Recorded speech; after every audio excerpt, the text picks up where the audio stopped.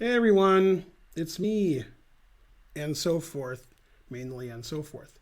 So today we're going to do a recap of the U.S. Championship and/or U.S. Women's Championship. The first four rounds, in theory, will be on Chess TV in about 22 minutes. In practice, nobody knows. Nobody knows if I'll be on Chess TV, etc., and so forth. Da-da-da-da. Yeah, I always say the YouTube comments are stupider than the Twitch ones because they are, but you guys tried pretty hard today. So you guys are like the Lions. You're still not as bad as YouTube, but you tried. You tried to be as bad, but nobody's as bad as the Lions. Mm-hmm. Mm-hmm. Da-da. Dun, dun, dun, dun, dun, dun. Kobe. Mm-hmm. Go Lions. The Lions lost in Lions fashion today. They were losing the whole game with no hope. Then they scored 11 points instantly. And we're up 17-16 with 34 seconds left. And in 34 seconds, the other team drove down the field and kicked a field goal and won. And so forth. Let me know if the volume's okay and everything's okay. Karen helped me set up, but she and Archer just left. He has some work to do and he has school tomorrow. So forth. Yeah. Man, I watched that Bengals game. That was crazy, like Fox News with the Packers. I don't know which team I dislike more. Dallas, the Packers, or Tampa. I can't decide. Well, the only thing I don't like about Tampa is Tom Brady, but yeah, I think it's Dallas. Yeah, it's got to be Dallas. LV20 SWD subscribe. Yeah, I know it's Dallas. Also, thanks to whatever his name is, Mepex, for doing something before I could talk. All right, refreshed, and so forth. So we can see if a train is coming, I guess. Da-da. Yeah, thanks, Mepex. Yeah. It's funny, what one of the announcers on, one of the sports channels was like, the Broncos tricked people into thinking they were good by beating the Giants, the Jets, and the Jaguars. That's pretty funny. Yeah, I like that. That's good. No, the four worst teams in the league are the Jets, Giants, Jaguars, and Lions. And I don't know. Seriously, I don't know who's worse, the Lions or the Jaguars. I think the other three teams. Well, okay, not the Jets. I think the Giants and the Jaguars actually try to win games. But I don't think the Jets and the Lions do. I think they're both going to.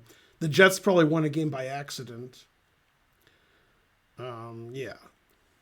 But okay. Yeah, and the Falcons are probably fifth. The Falcons are just terrible. Man, the first quarter of that game today, the Falcons and the Jets, both teams play bad on purpose. But okay, the Jets are more experienced because the Falcons are good sometimes. Yeah. Yeah. All right. So we're gonna do a recap of the first four rounds, and then sometimes I'll show you a whole game, and sometimes I'll show you part of a game, and most of the games we won't look at all because there's 48 games. So probably look at about 10 is my guess. And now Georgia's number one. Go Georgia, but stay there. We're the Georgiaist. Let's see. That computer's not plugged in, I don't think. Oh, maybe it is plugged in. Ooh. Oh, I think it is plugged in. Good. Yeah. Da-da-da-da. I'm from Germany. Yeah, Germans don't understand a lot. It's true. Too bad. You probably should move to another country. A country that's slightly less evil, which is all of them. Let's see. Dan Squid subscribed. Hooray. How come I don't have a train? Do I have a train and not know it? That seems likely. Or possible. Let's see. If I just keep refreshing forever, I'll know. Maybe I don't have a train. I don't know. I guess I don't. Confused. Oh well, the truth hurts. Da-da-da-da. Professor Butts gifted a sub. A hype train was close. Now it's a hype train. Hooray! Mm-hmm. Do you think women's chess in general would improve if there weren't women-specific classes and women-specific titles? I'm not sure what you mean by classes. No, no. The way to improve women's chess is just to get more women playing.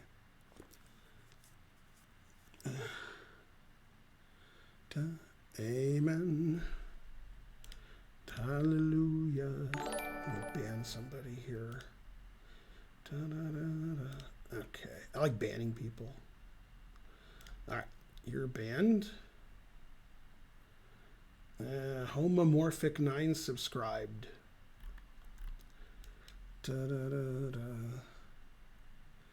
Yeah. I don't ban people like I used to. I'm more tolerant, but, you know, I like banning people. So, you know, if they ask to be banned, then, you know, yeah. And so forth. So, yeah, we like to make recap videos so our editor can make some individual videos of the games, which is hard to do when I do commentary and I talk about all the games at once. Why do women have a different rating requirement to get a title compared to men's chess? Everything in that sentence is wrong. The question you ask is not... The reason the questions are stupid, they all are. Like there's only stupid questions, remember that, is because people make suppositions in questions that are wrong. So the question itself is wrong. So for example, if you ask me, why did I go to the moon so many times? Well, I've never been to the moon, so the question makes no sense. So when you ask questions like, why does this happen in women's chess and why this, and none of that happens, I can't answer the question. It doesn't make any sense. No, Karen, you got a ban. Yeah. Yeah. Nope, Gorachkina is not American. She's currently tied for first in the Russian championship. When I gave my lecture here, which none of you saw because it was in person, we had a women's tournament and about 2 weeks ago, and I gave a lecture on women's chess, and I pointed out that Gorachkina is really good, like unbelievably good right now. So yeah. No, the YouTube comments set. Now, here's the order. The least dumb is this chat. The middle dumb is the YouTube chat, and the dumbest is the Lions. Yeah. And so forth. Da, da, da, da. All right. Exactly, Waffle. Exactly. I mean, Reddit chat's not really chat. Yeah. I am done with the recap. Thanks for watching. See you tomorrow. Bye. Am I going to Saudi Arabia for the World Championship? See, I assume he's kidding, but it's 50-50 he's not. Yeah. I don't know. I'm guessing he's kidding. I don't know. I can't tell with you guys. It's like half of you are really dumb and half of you are kidding and don't do a good job at it. So I don't know. Yeah, if Gorachkina transfers to the U.S. and plays in the U.S. Women's Championship, she might have to give like rook odds or something. Terrible. Also, Carissa Yip on her Twitter, I think, somewhere, she claims she's the highest rated 18-year-old female in the world, which may be true. I didn't know that, but that's probably true. Yeah, Carissa's good. Go, Carissa. Da, da, da, da, da. Yeah.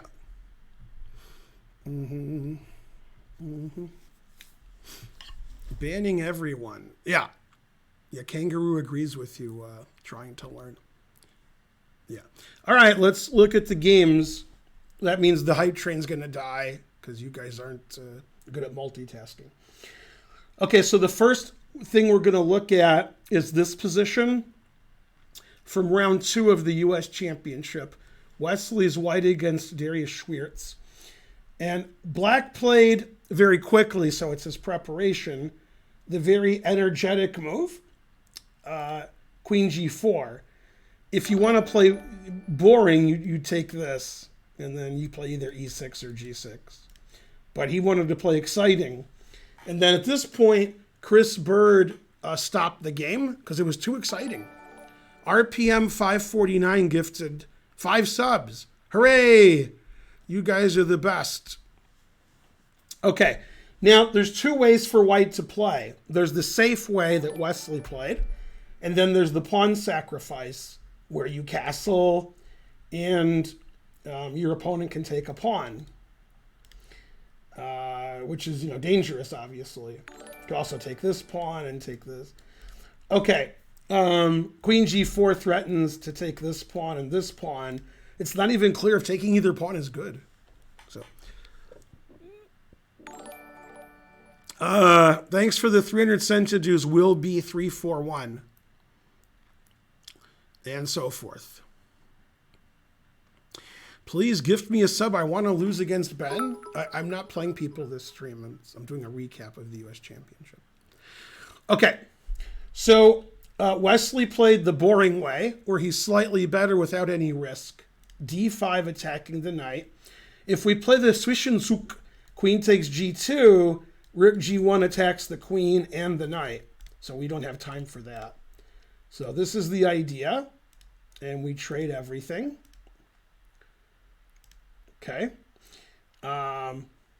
It's interesting. I didn't think about this during the game, but queen takes is possible to attack the rook and the knight, and you can't play Rook G1, but that fails to queen F3.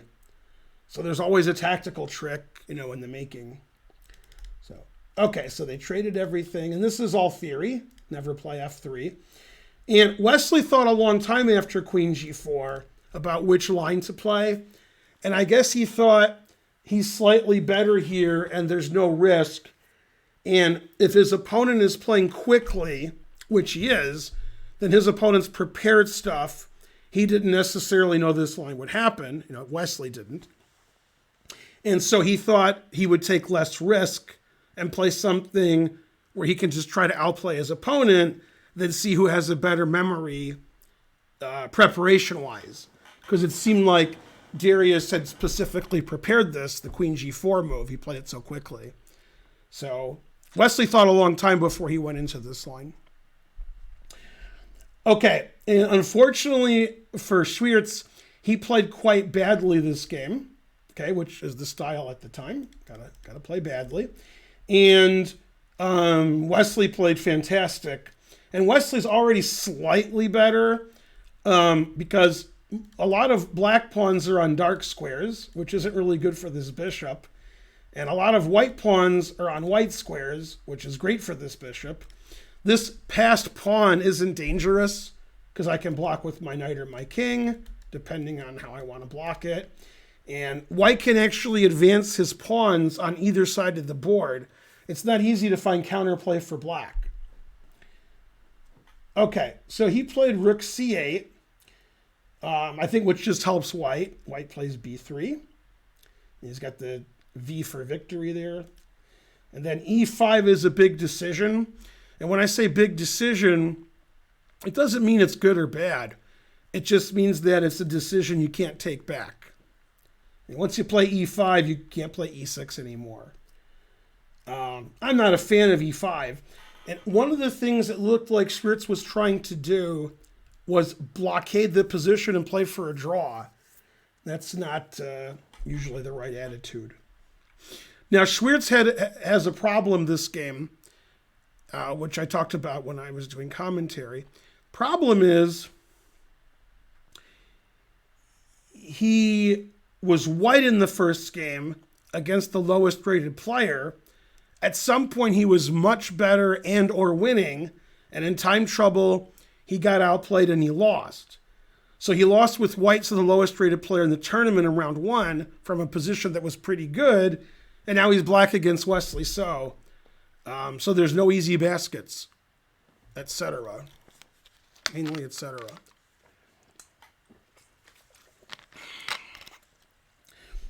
Okay, so Wesley played g4. He decided he's going to gain space on the king side. And then he moved his king to e2. It doesn't make sense for white to castle here. White wants his king, to block the d pawn, and he doesn't want his king. When you castle, you make your king safe. The king's already safe. And when you castle, you put your rooks in the center, so your rooks are active. The rooks are not active in the center. The center's totally blocked. Nobody wants their rooks on the D and E files. They can't do anything. So since Wesley showed he wants to, get space over here, king e2 makes sense because this rook is already okay, and then this rook could come over here if he is gaining space over there. Okay, h5 is another big decision. Again, these are moves you can't take back. Seems okay. g5, of course. The knight went to d7. Bishop to d2. His bishop is good on d2 because it goes to both diagonals, and he lets his rook out from, a1. And he stops a5, which is a move black could have considered earlier in the game to prevent white from gaining more space here. The moment, white is prevented because the rook is on c8. But again, a5 is another big decision because you might want to play a6, b5. So this is a strategical position where it's not clear what the right plans are. That's advantage Wesley because he's a better player than Darius. And the way to beat a higher rated player isn't really to outthink them strategically, because if you were better at that than they were, they wouldn't be higher rated than you. You have to hope that Wesley either gets in time trouble or makes tactical errors. That's how you beat Wesley. You don't beat Wesley by slowly outplaying him. Maybe Magnus does. But Schwiertz isn't going to do that.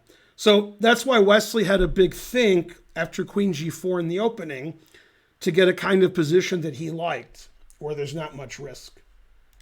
Okay, castles I don't like at all. But I must admit, black is very passive here. I mean, black doesn't really have any active plan. Okay, knight f2, the knight can go to d3, and now the rooks are connected. The knight on d1 wasn't doing anything. Okay, he decided maybe I'll play b5. Maybe I will. Maybe I will. Knight d3, good, good. Okay, then another big decision, f5. And I think this move is just bad, but I must point out, I think his position's bad. On purpose, he put all these pawns on dark squares. He wasn't forced to. And he has a dark squared bishop, so he doesn't have a lot of scope. My pawns are on white squares, so my bishop's pretty good. I have a lot of possibilities, and I can advance on the king's side or on the queen's side.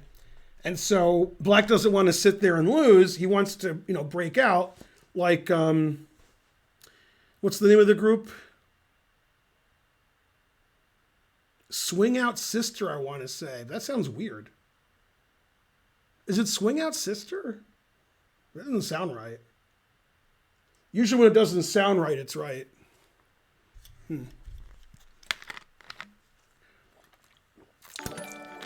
Stu 12763 subscribed.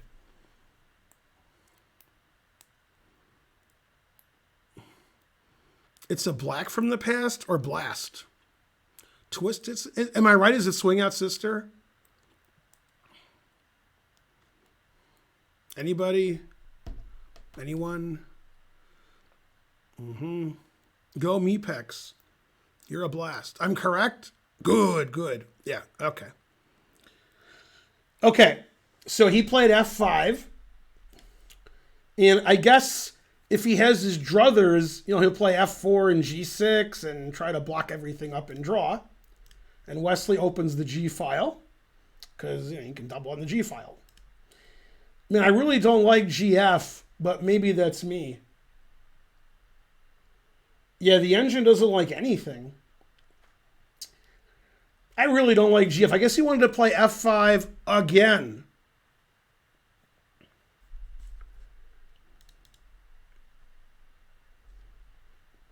All right, so rook g1 check, king moved, rook g3. Now, in my opinion, this is a blunder, even if the engine says it's the best move. My opinions may differ from reality. Yeah, the engine says this is better. And in fact, I'm somewhat confused. Like, I understand why this move is worse. I'm going to explain why it's worse than this. But what I don't understand, maybe you guys can help me, from the points of view of Black, what he was thinking, why did he think this was better than this? Okay, I finally figured out why. I think he wants to play rook g8, bishop f8, bishop h6, and trade off his bad bishop. If he plays king f7, he can't play bishop h6. Maybe that's what he was thinking. Because this is weird to go here instead of here. But now, with the h-pawn weak, rook here is annoying. And obviously doubling in rook check is annoying. But I think he underestimated the fact that when I go here, that's not easy to defend. Okay, so he played h4, which is another horrible move. Yeah, he's probably just lost here because his worst bishop, he has less space, his h-pawn is weak, and this knight is such a good blockader. 1,051 centidues from Hentai Him. Yeah. So, yeah. Black's king, 491. I don't understand the 10. Yeah, okay. So this is another mistake which I literally don't understand. And I guess his reason is when the rook moves, he's going to play f5 and defend his h-pawn. And he underestimated that after e takes f5, my knight can go to swing out sister to e4. 99.99. Thanks, JAA928. That's the biggest donation that probably in 2 or 3 weeks. Thank you. Recent developments in the business world of us have cost us lots of money. So the more you donate, the less money it cost me. Okay, so I think Swiertz was thinking after rook g4 threatening this, f5 defending, he played f5 again, and now his pawn is defended by the bishop. And he underestimated in this position that he can't play knight f6, gaining a tempo and protecting e4 against this maneuver, because then he's not defending his h-pawn. And he could get mated. Rook here, rook takes pawn mate. So since Black can never go here due to this pawn hanging, this is just crushing. And I guess he underestimated that the knight here would be so good. Yeah, so now we're threatening this. So he defended the bishop, so that check doesn't win the bishop. And then the knight went here to e4, and I mean, Black just can't move at all. Black has nothing good to do, etc.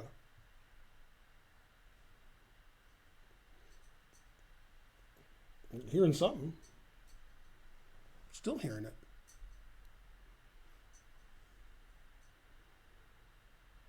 Crazy, I guess. Although I keep hearing it. But all right. It's not Karen. Karen's at home. No, it's not expenses. Okay. No, it's not something bad. All right. So the problem with black's position might be okay. Maybe. If he could play knight c5, and then he's not letting this knight go here and crushing him. However, if the knight does go to c5, I mean, b4 just kicks it away, then knight e4. So you can't stop my knight from just sitting there. And this pawn structure makes all of black's pieces inactive. So if I was black and I was playing a bullet game, okay, I would play something like e4 so my knight can go to e5. It loses everything and it's horrible, but at least my knight gets to a good square, maybe, because it's just too passive. Okay, he played knight f6, and he's trying to confuse Wesley by giving him two good moves. That'll show him. Both moves are good. Wesley played the one that's more recommended by the engine. Check. You can't play king h6. So here. And then he pinned the knight. That's why he played rook g7 check. It's hard to unpin this knight. And then white has moves like knight e4, double up on the bubble up, and etc. Mainly etc. Yeah. Okay, rook h5. Frankly, terrible. Unpinning the knight. Rook g6, threatening the knight. He's got two rooks, one for each of you. Where's that knight going to go? The answer is fries. Can't go here, can't go here, can't go here. If the knight moves to one of these squares, my knight can come here, my rook can pin the bishop. Frankly, terrible. He played knight g8 because that defends the bishop. So this move doesn't win material. Bishop's already defended. Knight e4. And this is like an embarrassing position for somebody as good as Schwiertz. Because, well, if you were as good as Schwiertz, you would know why. Yeah. Like if Schwiertz loses to opening prep, or he blunders because he missed some tactic, or he's in time trouble, okay, then you lose. But this looks like he's in the wrong tournament. Like Schwiertz to be playing in the C group of the U.S. Championship. Yeah. Etc. Yay, we're on Chess TV. Hi, everybody. Hi, Dr. Nick. If you're just joining us, we're doing a recap of the first 4 rounds of the U.S. Championship and or U.S. Women's Championship. I'm just going to different games and showing you stuff. Okay, now this is a good time to resign, and if black was one of the top 10 players in the world, they would have resigned already. To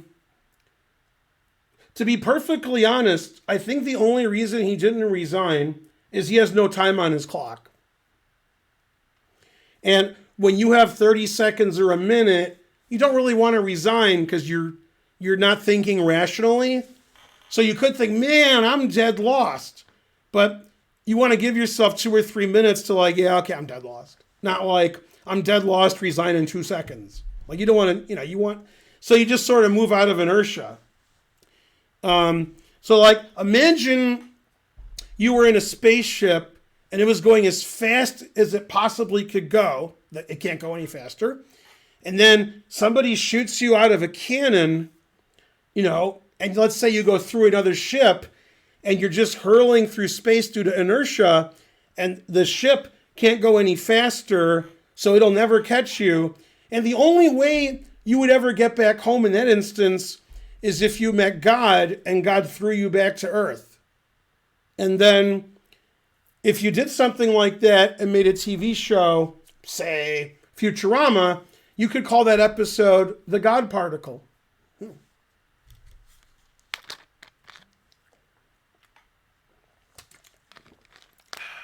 Delicious.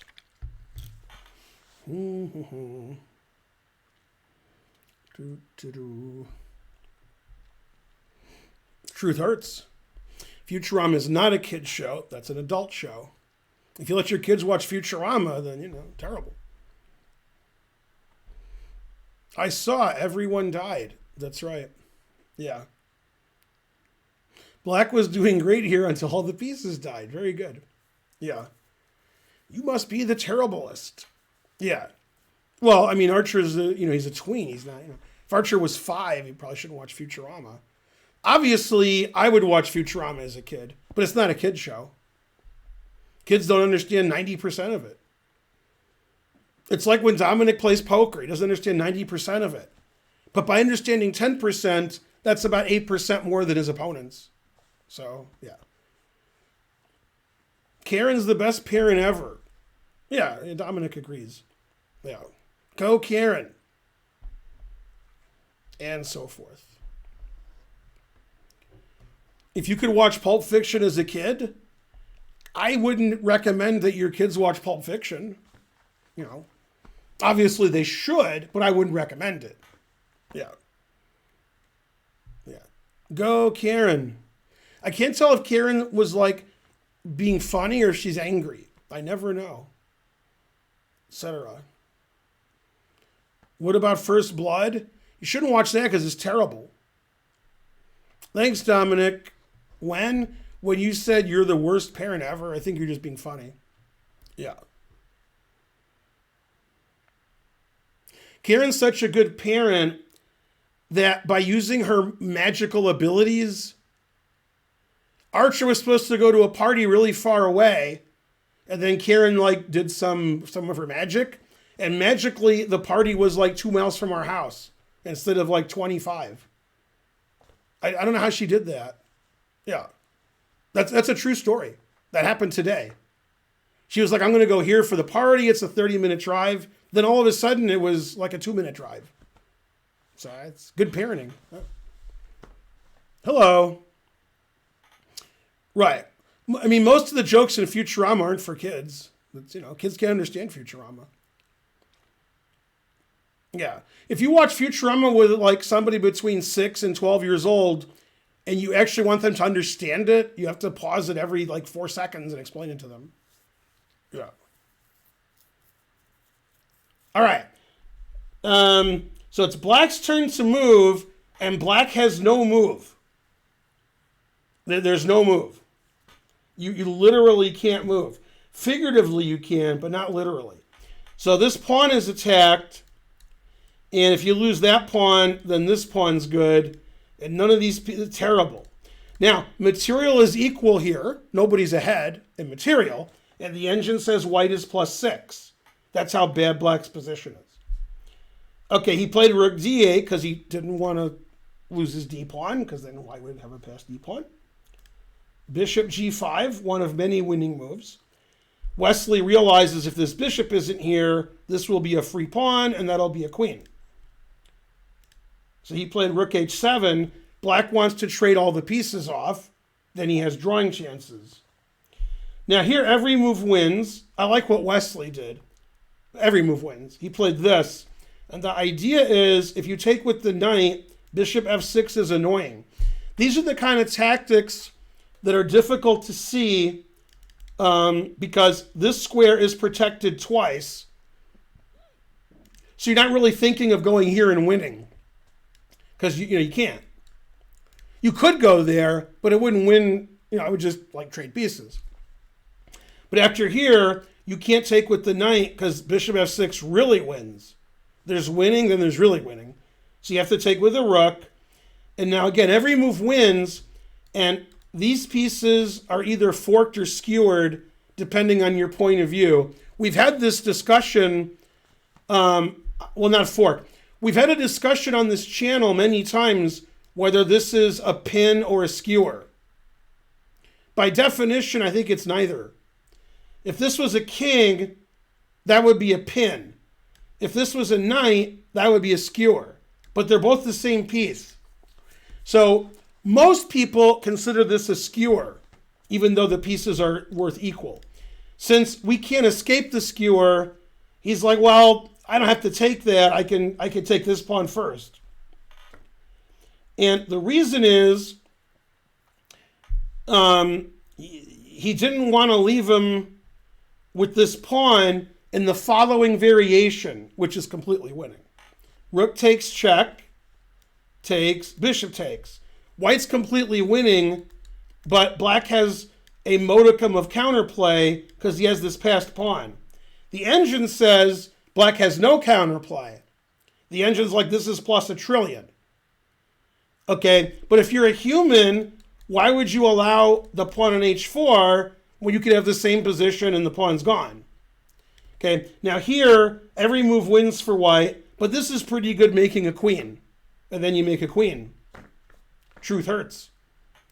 With check. So, I mean, he knew that everything won. But he didn't, high-rated players just stop counterplay. Bishop takes h4, the simplest. And in this position, Sweerts resigned because white wants to take this rook and then take this pawn, and then there's this passed pawn, and white's up 2 pawns. In fact, black doesn't really have a move here that makes a lot of sense. So, yeah. So that was a very smooth game. So hopefully Maurice Ashley was sufficiently impressed. And he's not easily impressed. Ooh, there's a quarter. There.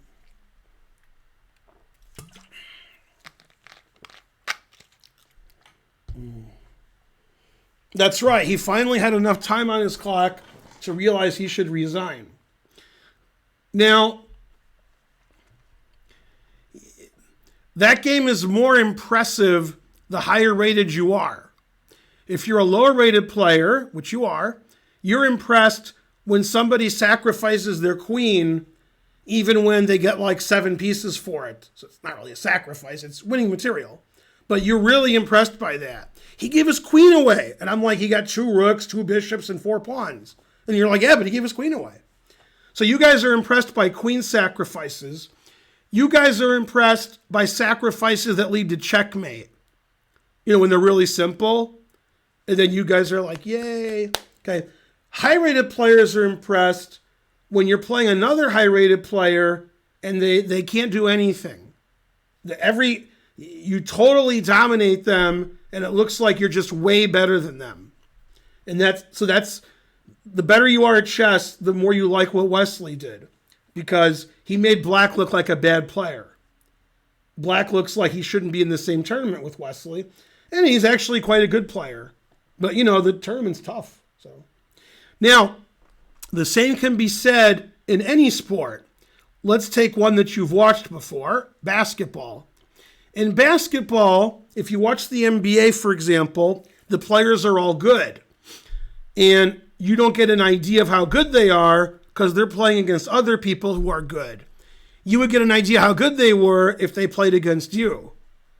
So if there was like 5 NBA players against 5 random guys, then you would be like, man, those random guys are bad.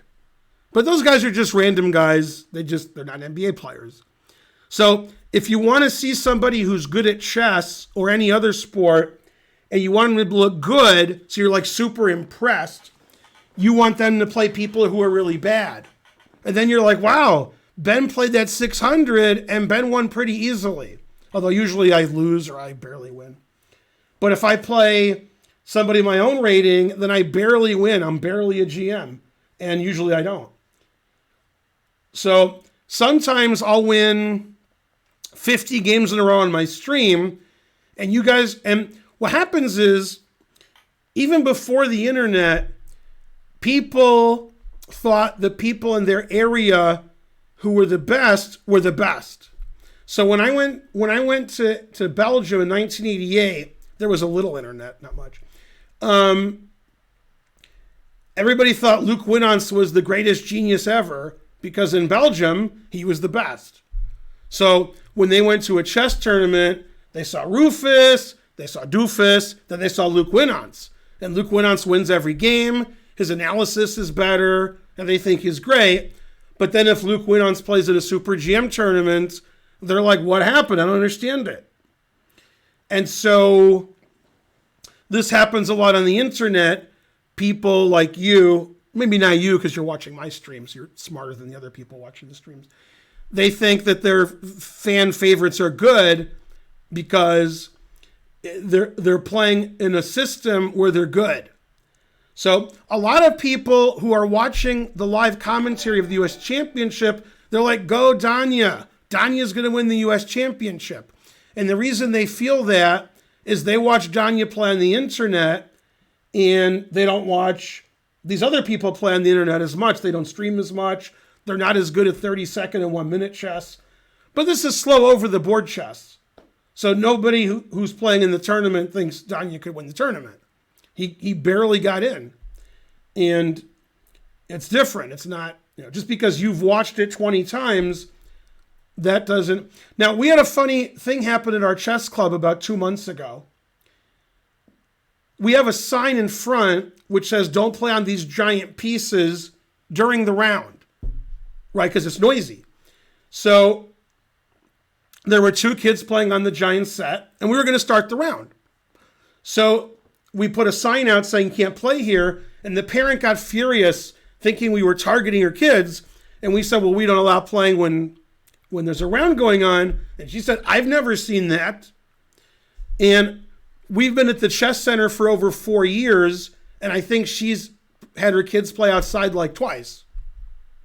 But somehow her experience of 5 minutes of the chess center supersedes our 4 years of putting that sign out. I've never seen that sign. You're lying, and you just want my kids to play here. And we're like, we put that sign out 8,000 times, but we only put it out when the round starts. So she was furious, and then we called the cops. Okay, true story. And Karen talks about it a little when it happened. It might have been 5 months ago. I don't know. It was at some point. The point is, your experience isn't a complete experience, right? The complete experience is, I've played all of these players a million times in slow chess, so I know who the best is and who's not the best. And you've watched Danya on his stream play 30-second chess. I will acknowledge, if this was a 30-second internet tournament, I would bet on Danya. Yeah, I think he would win. Yeah. I think he's the favorite. Yeah. But in a slow over the board, that's real chess. So then, never mind. And Danya's a very strong grandmaster, but unlike the British Championship, this is not a joke. Now, the British Championship usually is a joke, and this year's the worst. Maybe it's not the worst, it's the worst I can remember. They don't have St. Louis in Great Britain, as far as I know. They don't have Rex Singfield. So their prizes are frankly ridiculous. The tournament's open to people, I think, who are 2,300. It's not a round robin. And all the top GMs don't play in the British Championship. So the winner was somebody you've never heard of, Nicholas Pert. He's probably number 12 in Britain, but I think he was the highest rated player because the high rated players don't play. And then there's some British GMs who play. So if everybody, thanks to Fireman Fun, if everybody in Britain who was the highest rated played in the British Championship and they had good prizes, it was a round robin, you could have Michael Adams and Gawain Jones and Short and Matthew Sadler and Luke McShane and 4 or 5 other guys I forgot. And it would be a real nice tournament. But instead, it's Rufus and Doofus. So the British Championship is even more British than you could acknowledge. It's incredible. The U.S. Championship is, of the top 15 players in the U.S., is missing Hikaru. Everybody else is like, yeah, I want to play in that because those prizes are good, and I want to play other 26, 2700s. So because the prizes are so good, and because the U.S. has so many strong players, this is a pretty strong tournament. And in Britain, the top players just don't play in the British Championship because its prizes aren't very good, and it's not a round robin with other good players. So if Michael Adams played, for example, he'd play a 2,300 in the first round, and the second round, and the third round. Yeah. Also, they don't want Michael Adams to play because he's not a prototypical British GM. He's like an actual GM. Terrible. Yeah. Well, Hikaru can't play in this event, as far as I know, because he has to play Untitled Tuesday in Arena Kings. That's more important. So. David Howell. Hey, Kimberly, how are you? Don't forget to go to bed on time, and so forth. Yeah. Now, you guys, you could be like, oh, Ben Feingold, he's the worst. Okay.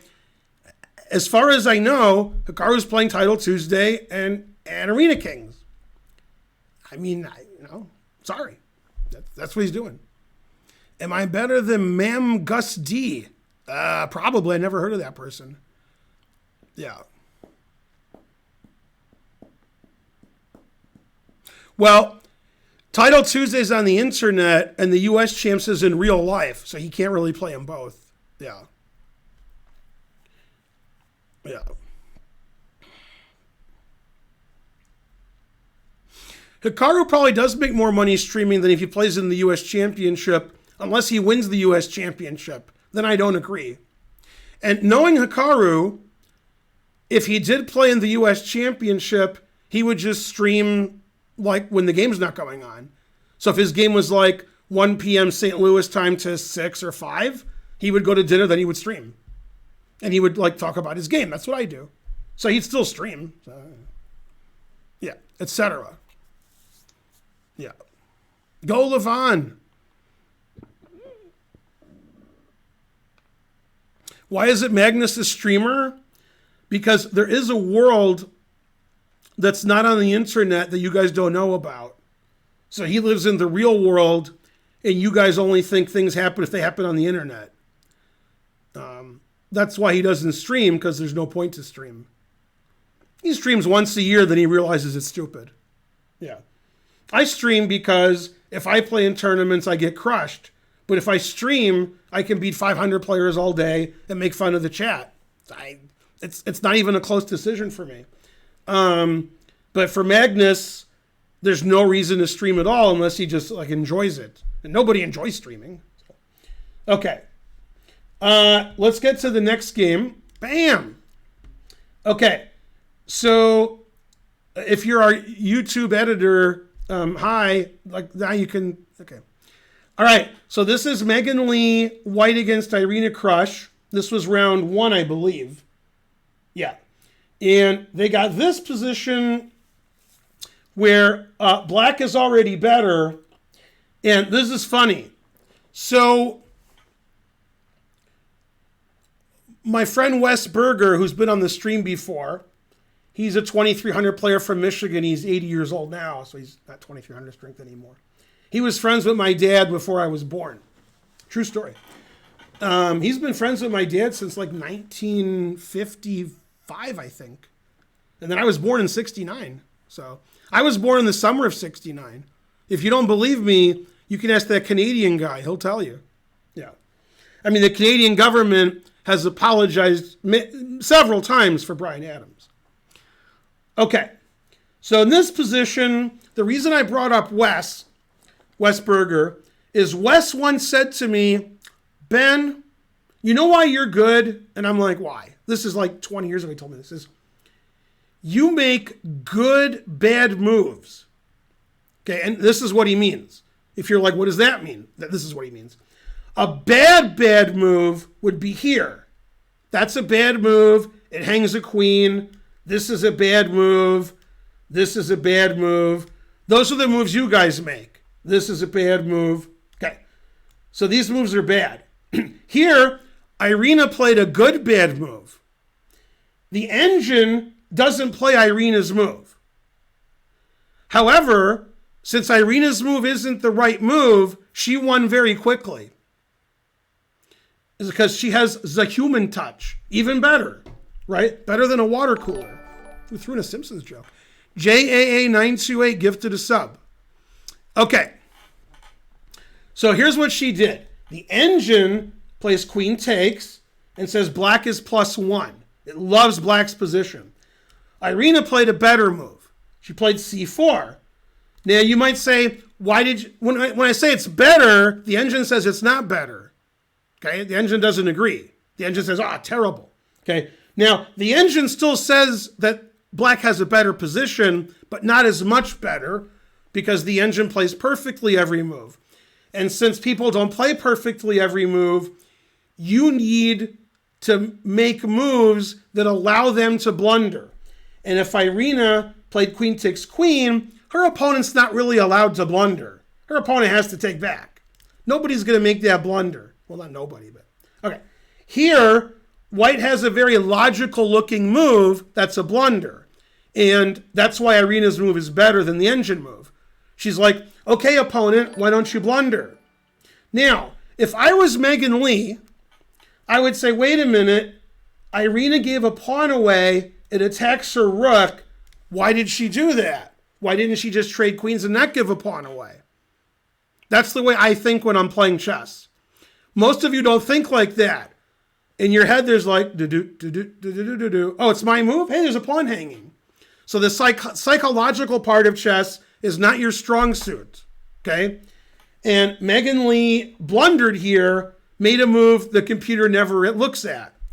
She should take this and have a slightly worse ending, according to the engine, but she couldn't resist. She played queen takes e5. And I found out why her resistance wasn't good. She's not a fan of Muse.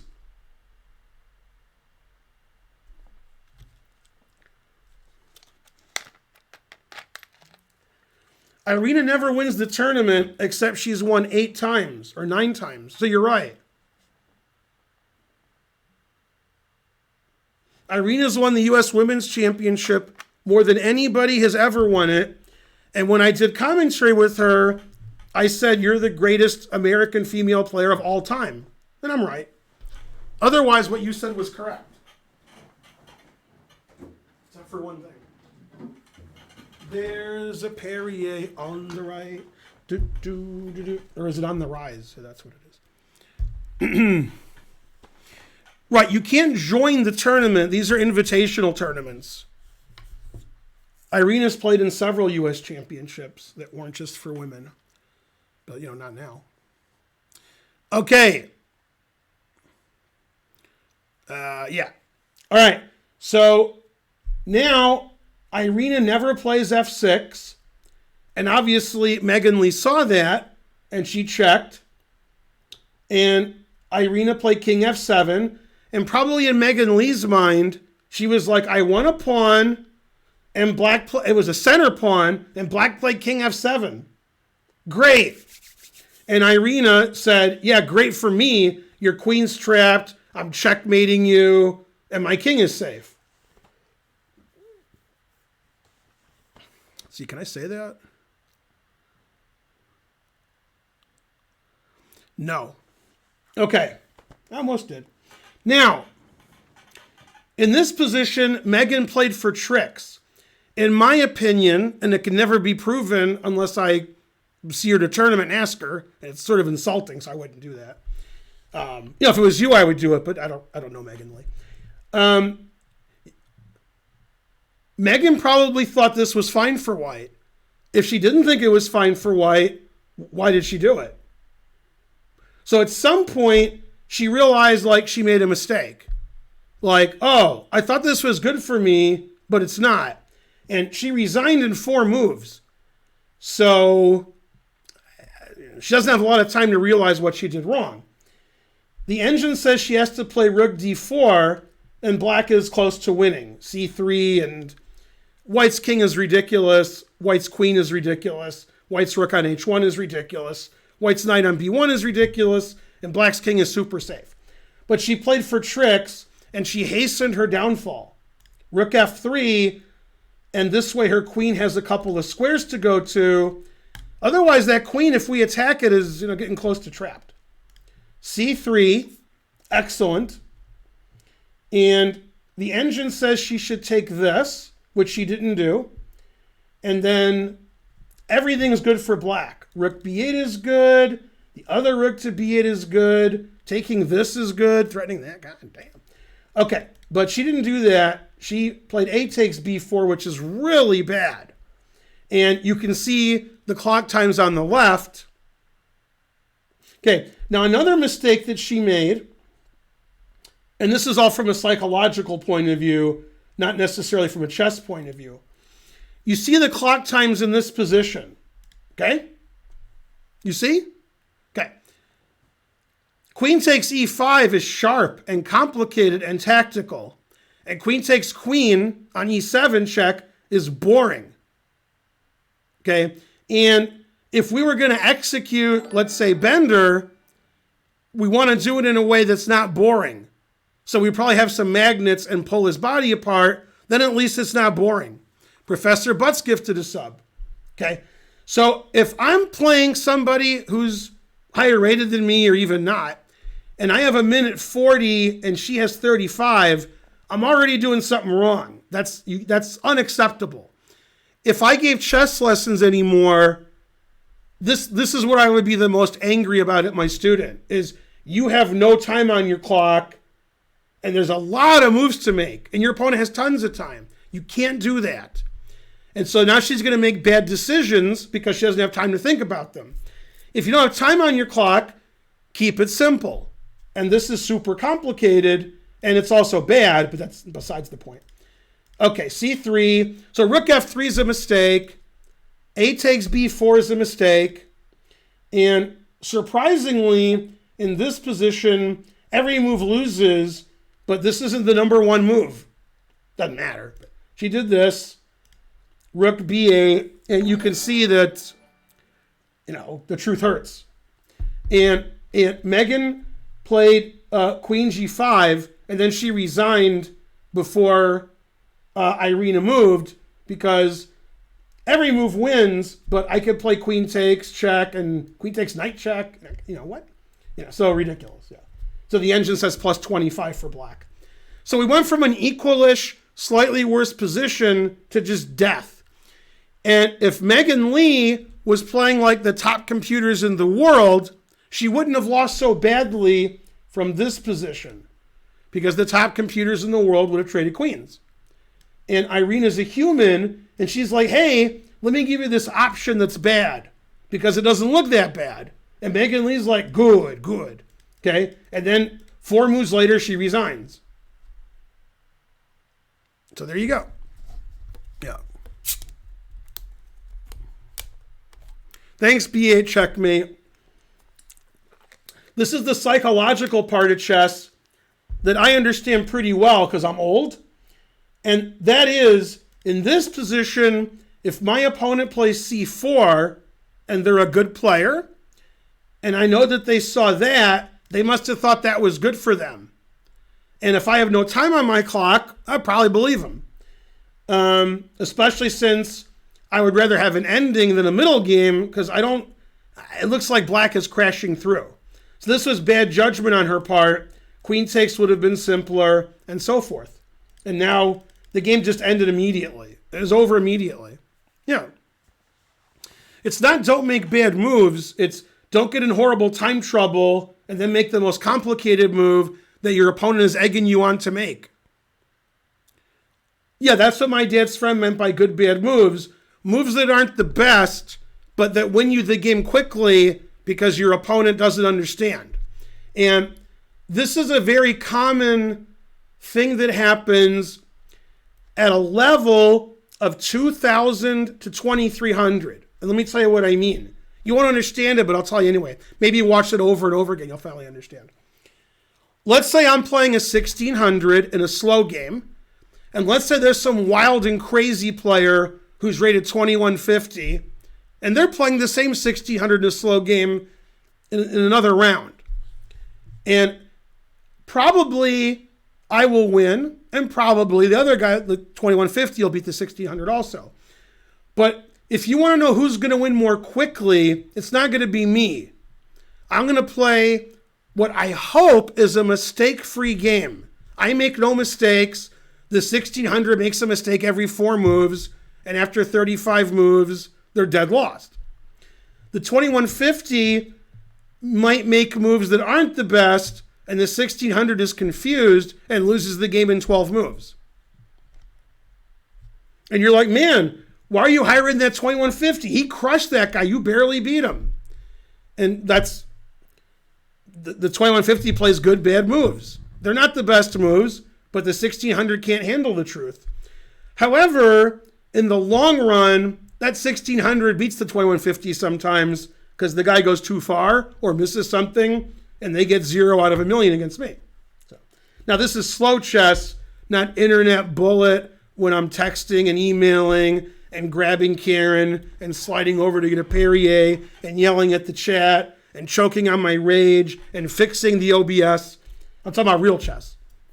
Then a 1600 isn't doing well against me. When I say they're not doing well, I've probably 100% against 1600s for 35 years in slow chess. Not sure why I'm playing 1600 players. DT Greg subscribed with Prime. Good. So you can see Crush is crushing it, right? And the police came when they saw how badly White was getting beat, and they were like, well, it's chess. Sometimes you lose badly. Why are you here? And they said they were just following up because they thought they might have to institute Megan's Law. Ooh, period. Thanks, W. Moss 1701. No Moss.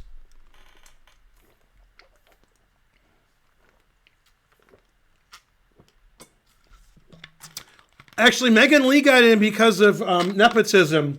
Her dad, Frank, he got her in.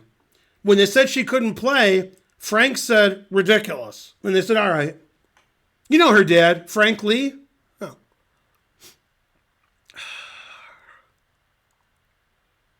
Mm-hmm.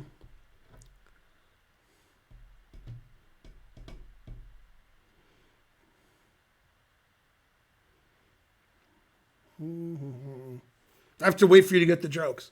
Okay, let's go back to the championship. And let's look at another game. Boring. Oh, we did round 2. All right. Round 3. Yeah, I'll explain this endgame to you. You won't understand it, but I'll explain anyway. Schwiertz-Naroditsky. Okay. All right. Now, normally in chess, if you're up 2 pawns, the game's over. Here we're up 1 pawn, but we're trying to be up 2 pawns, so e3. Okay. Now, 2 connected passed pawns, normally the game's just over, especially with this king on g7. If the king was here, you'd think black has good drawing chances.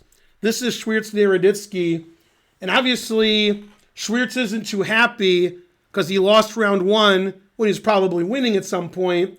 Then he lost round 2, the game we just looked at in the championship, and he's 0-2 and frankly terrible. Naroditsky, conversely, just won a model game with White in round 2 against Jeffrey Shong.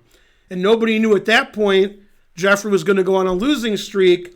And now, due to losing 3 in a row, he's known in the chess world as Jeffrey the Turkey Shong. Okay? And it ain't cool being no jive turkey so close to Thanksgiving. Yeah.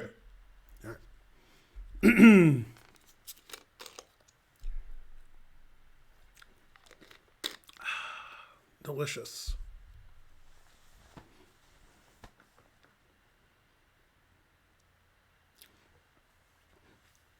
Not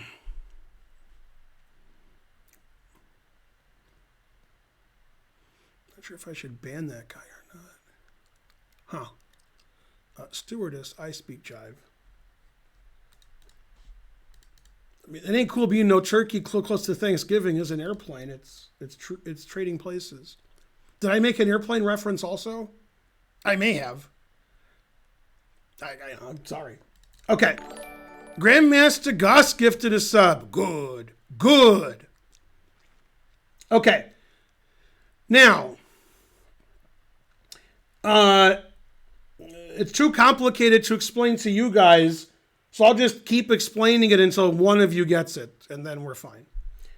Okay. What is there, 2,400 of you? Okay. All right. So obviously, black wants the king where the pawns are queening, and white wants to queen. Okay, and he has to move his king up also, so everything makes a lot of sense. Okay, so king c7 is a kind of Danya bullet blitz kind of trick. Okay, and tricks are for kids. There's nothing wrong with king c7, but it's the kind of defensive idea that Danya finds because of his great blitz skills, playing for tricks. Thanks, Grandmaster Gus. Yeah. Yeah. Okay, so in this position, it looks like Danya just blundered with king c7. It looks like it's shallow and pedantic because white plays a7 and queens. The king here is not possible. However, that is a mistake because of e2.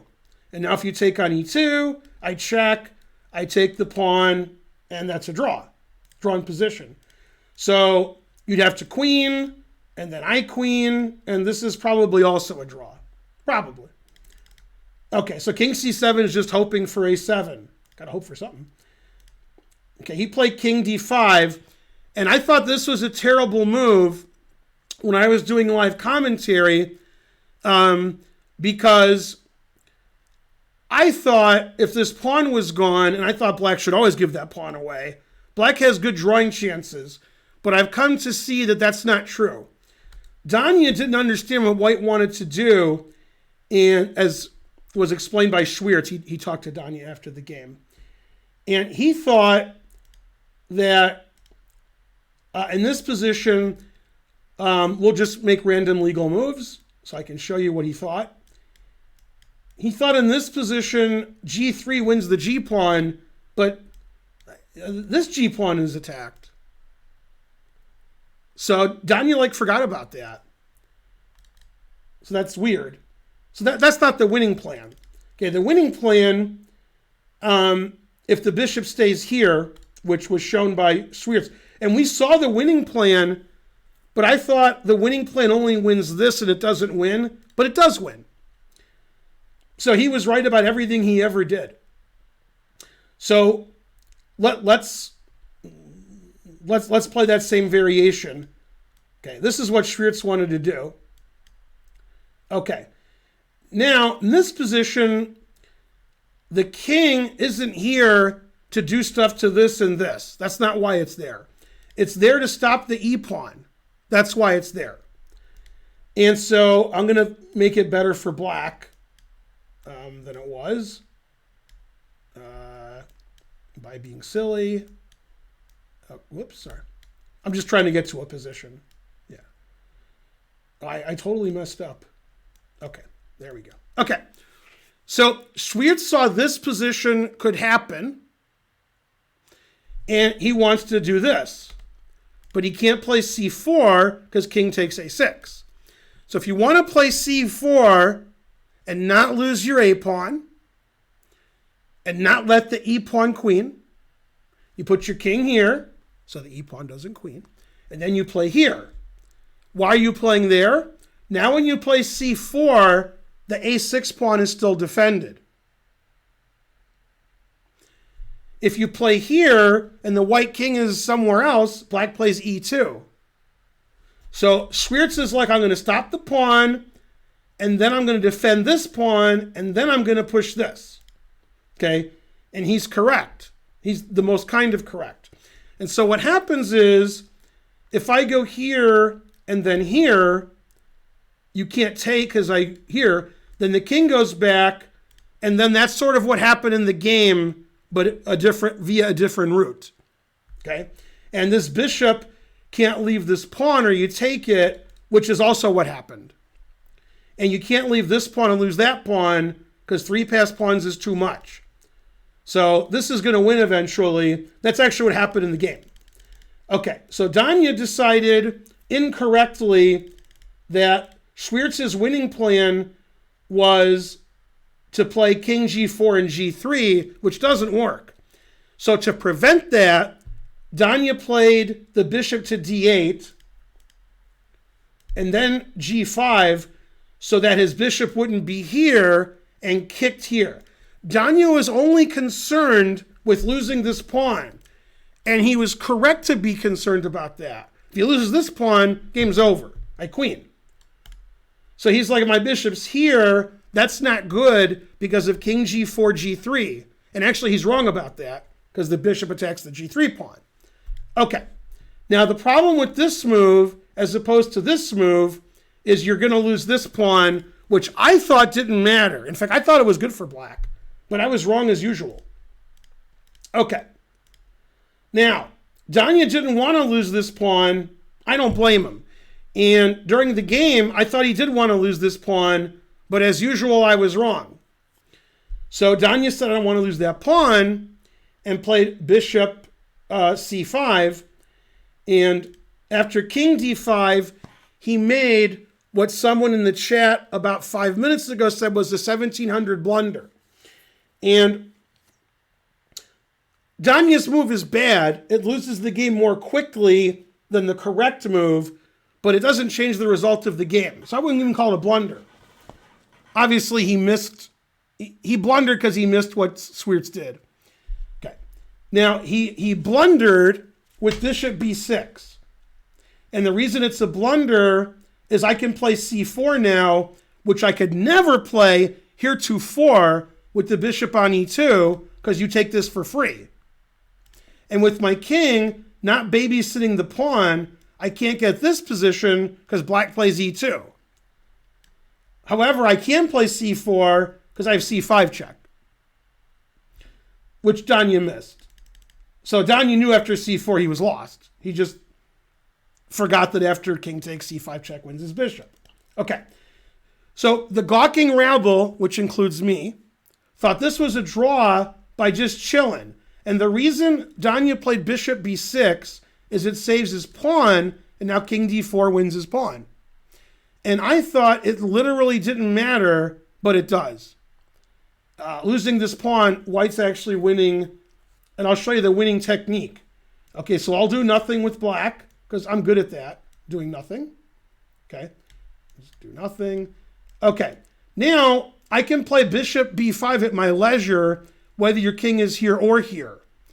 And the reason I'm playing bishop b5 is I want to play c4, c5, but if I play c4, you take the pawn on a6. Okay, so we're going to look at two ways for black to defend. One is to put the black bishop on this diagonal. We're going to look at that next. The reason is, if the bishop is on that diagonal and I play bishop b5, the king can take it because the bishop is stopping a7.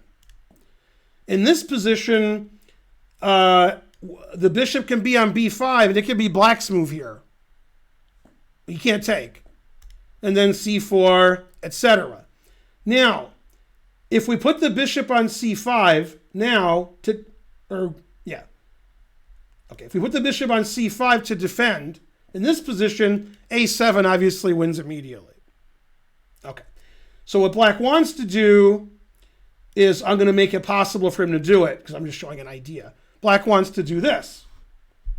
Okay, and unfortunately, c5 also wins here. You can't take the bishop because I queen. You can't take this because I play a7. Again. So that means once you lose the e3 pawn, I can play bishop b5, c4, c5 and win, which is what happened in the game. Now, there's one more way for black to try to defend. Oh, I just showed that where the bishop's on that diagonal. But I'm right. Where the bishop is stopping bishop b5 from being played. I could play it now, but I'm going to show like this. Okay. Now, what happens is, in this position, black is in a sort of a zugzwang, because if I go here now, you can take it. And the reason you can take it is because your bishop is stopping this. Your bishop also is defending this. So that bishop can't move. If the bishop moves and stays on the diagonal, this pawn's hanging. If the bishop moves and stays on this diagonal, I can play bishop b5 and c4 because the bishop's not defending this. So black can't move here. So the only way to stop bishop b5 is, instead of going king here, king here, king here, king a7 lost bishop b5, is you have to move the king here or here to stop bishop b5. Okay, so after king here, that doesn't work because the pawn's not attacked, so now I can go here. Terrible, etc. And after here, I can play c5 again. And the reason you can't take with the bishop is I take this. And luckily, not luckily, this is the right colored rook pawn. So you can't sack your bishop for this and draw against this. That's winning. Okay, so this is winning. It's the same as it ever was. Okay, so basically no matter what you do, I'm going to get c4, c5, c6 in.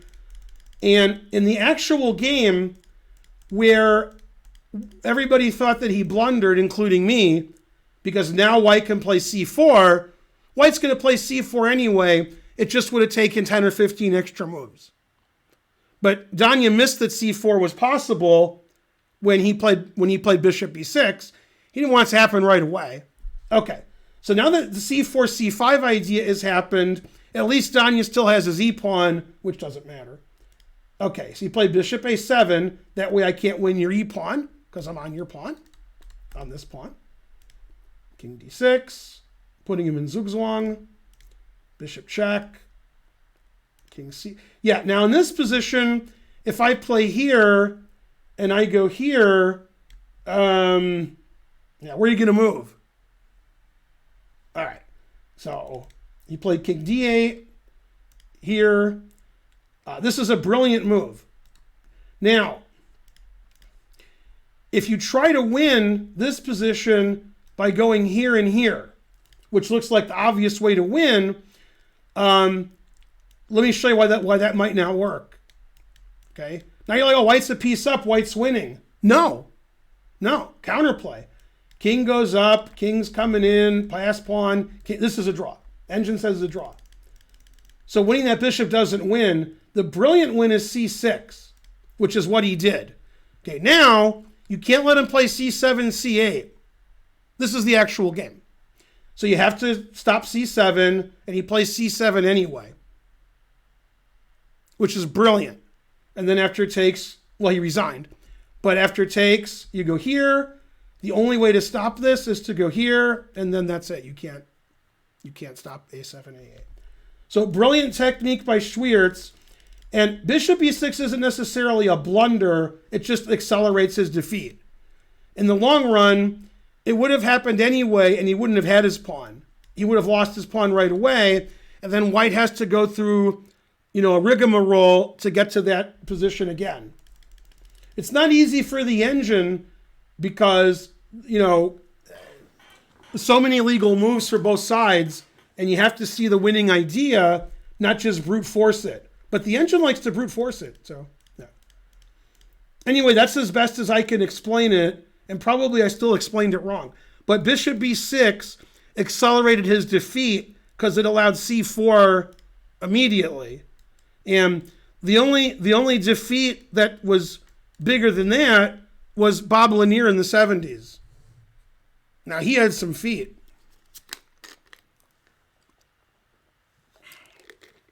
Could you block the white king by making it take on a7? No. If the white king is here and the black king is here, I just move my bishop, and then you have to let my king out. Black has to move his king and let me out. Let me out. Let me out. This is not a dance. No, you can't block him in.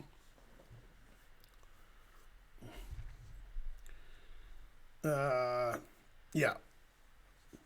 Anyway, it's more complicated than that also. The other thing that complicates it is both sides have less than 10 minutes and Schwiertz has less than 3 minutes. So after explaining it for an hour, most people still wouldn't understand. These guys understand, but they don't have any time on their clock.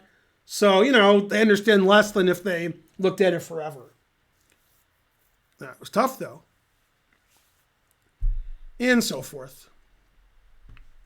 Now let me go back in the chat so I can see the silly chat. Don't forget to donate because I just gave you a good chess lesson. King a5, I forgot. Thank you. Yeah, I forgot about King a5. And I forgot about Dre. Let's see. What variation was it? No, that's the actual... Yeah. Let me see what variation I was showing you that I was making up. Okay. So in this position, I was explaining why black was in Wang Chung. And I said if you play king here, bishop b5 wins. If you move the bishop on this diagonal, bishop b5 wins. Move the bishop on this diagonal, king takes pawn wins. if you play king c6, we looked at that. c4 wins because the king... Okay. Thanks, Danko16, for the gifting the sub. The move we didn't look at, because I forgot, was here. And here, the king is not on c6, so after a7, you can't play king b7. So I play a7. You have to take, I take, and this is winning because this king can't stop this pawn. The king can't win this pawn, because I go here. So I'm going to win a bishop for this pawn. So I'm going to move my king up, move my pawn up, and you can attack my pawn, and I'll defend it. And you can sack your bishop for this pawn, and I have a bishop and pawn, so I win. So that's why that doesn't work. So even when Danya blundered, he was still losing. He just accelerated his loss by going here. And when he did lose, and White did that, White did what he did, Danya still kept this pawn. But in the variations I'm talking about, like bishop e7, he doesn't have the pawn, and eventually White does the same thing anyway. So, it's not surprising that White 2 pawns up for nothing is winning. Not shocking.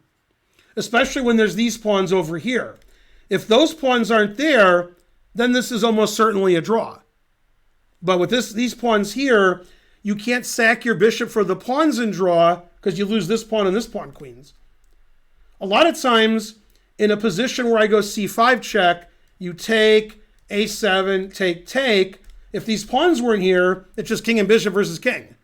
But when these pawns are still here, I take this pawn and a queen. So you can't sack your bishop for these 2 pawns. It's very important these pawns are still on the board.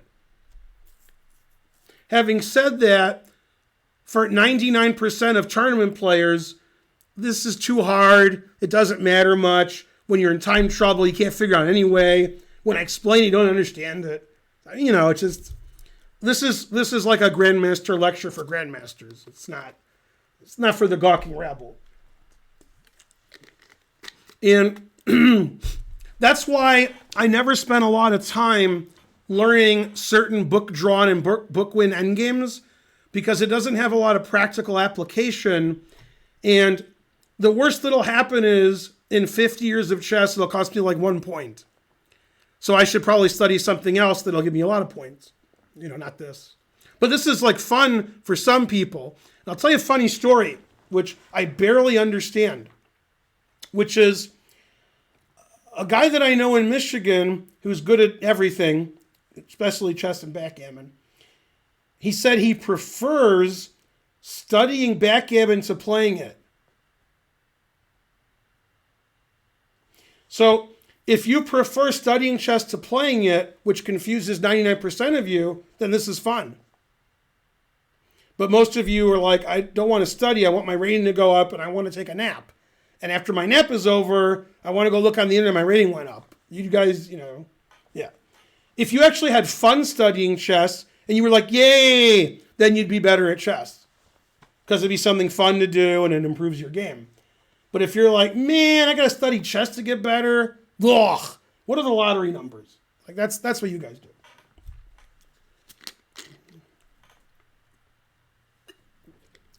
Delicious.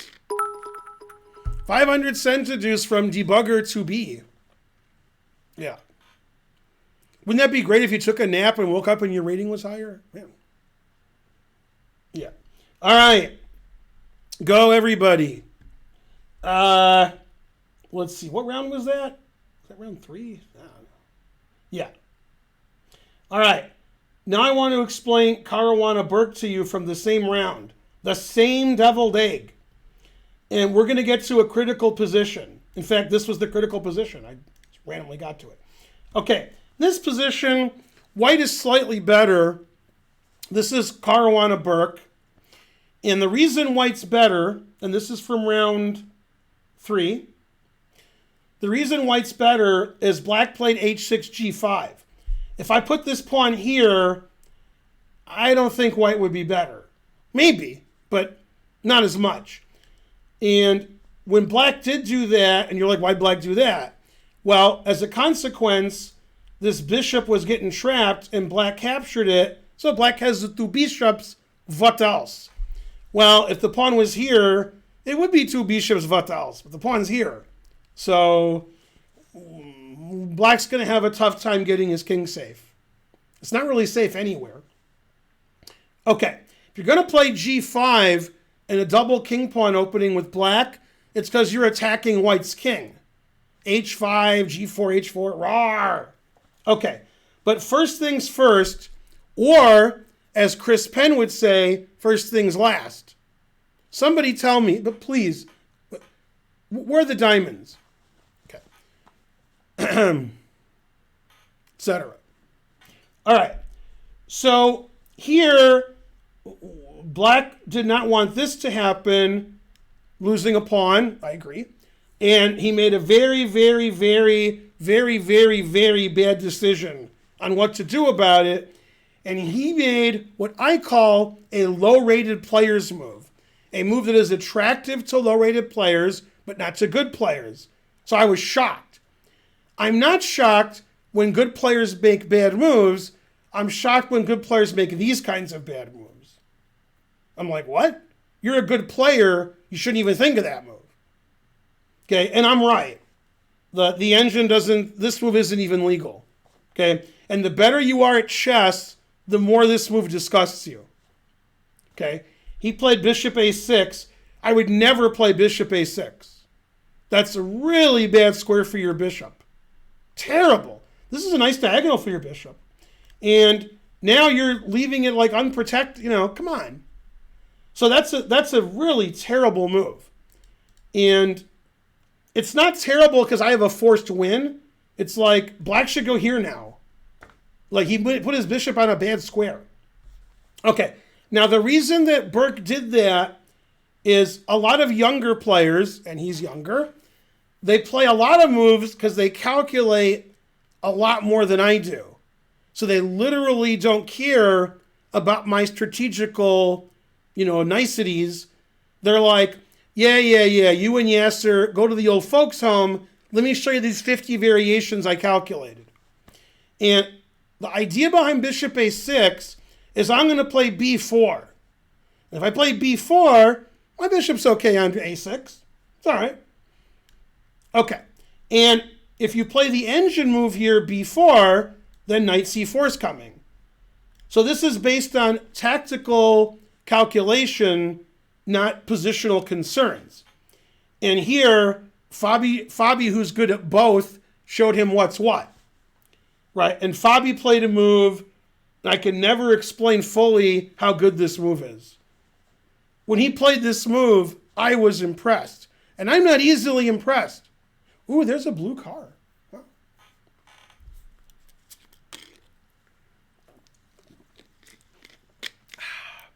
No, white doesn't play b4 first. And by the way, if I was white, I would seriously consider b4. Okay, but he doesn't do that.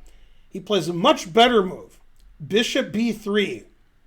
And that move is so good that I hope that someday some of you get like 1,000 points better and then go look at the game and go, oh yeah, Ben was right. That's what I'm hoping. Okay, so this move lets me play knight c2. So my knight is entrapped on a3. It's a much better diagonal here. And if you play b4, I can still play knight c4. And once I play knight c2, so that my knights can go to d5 and f5, both of them, I'm gaining a tempo.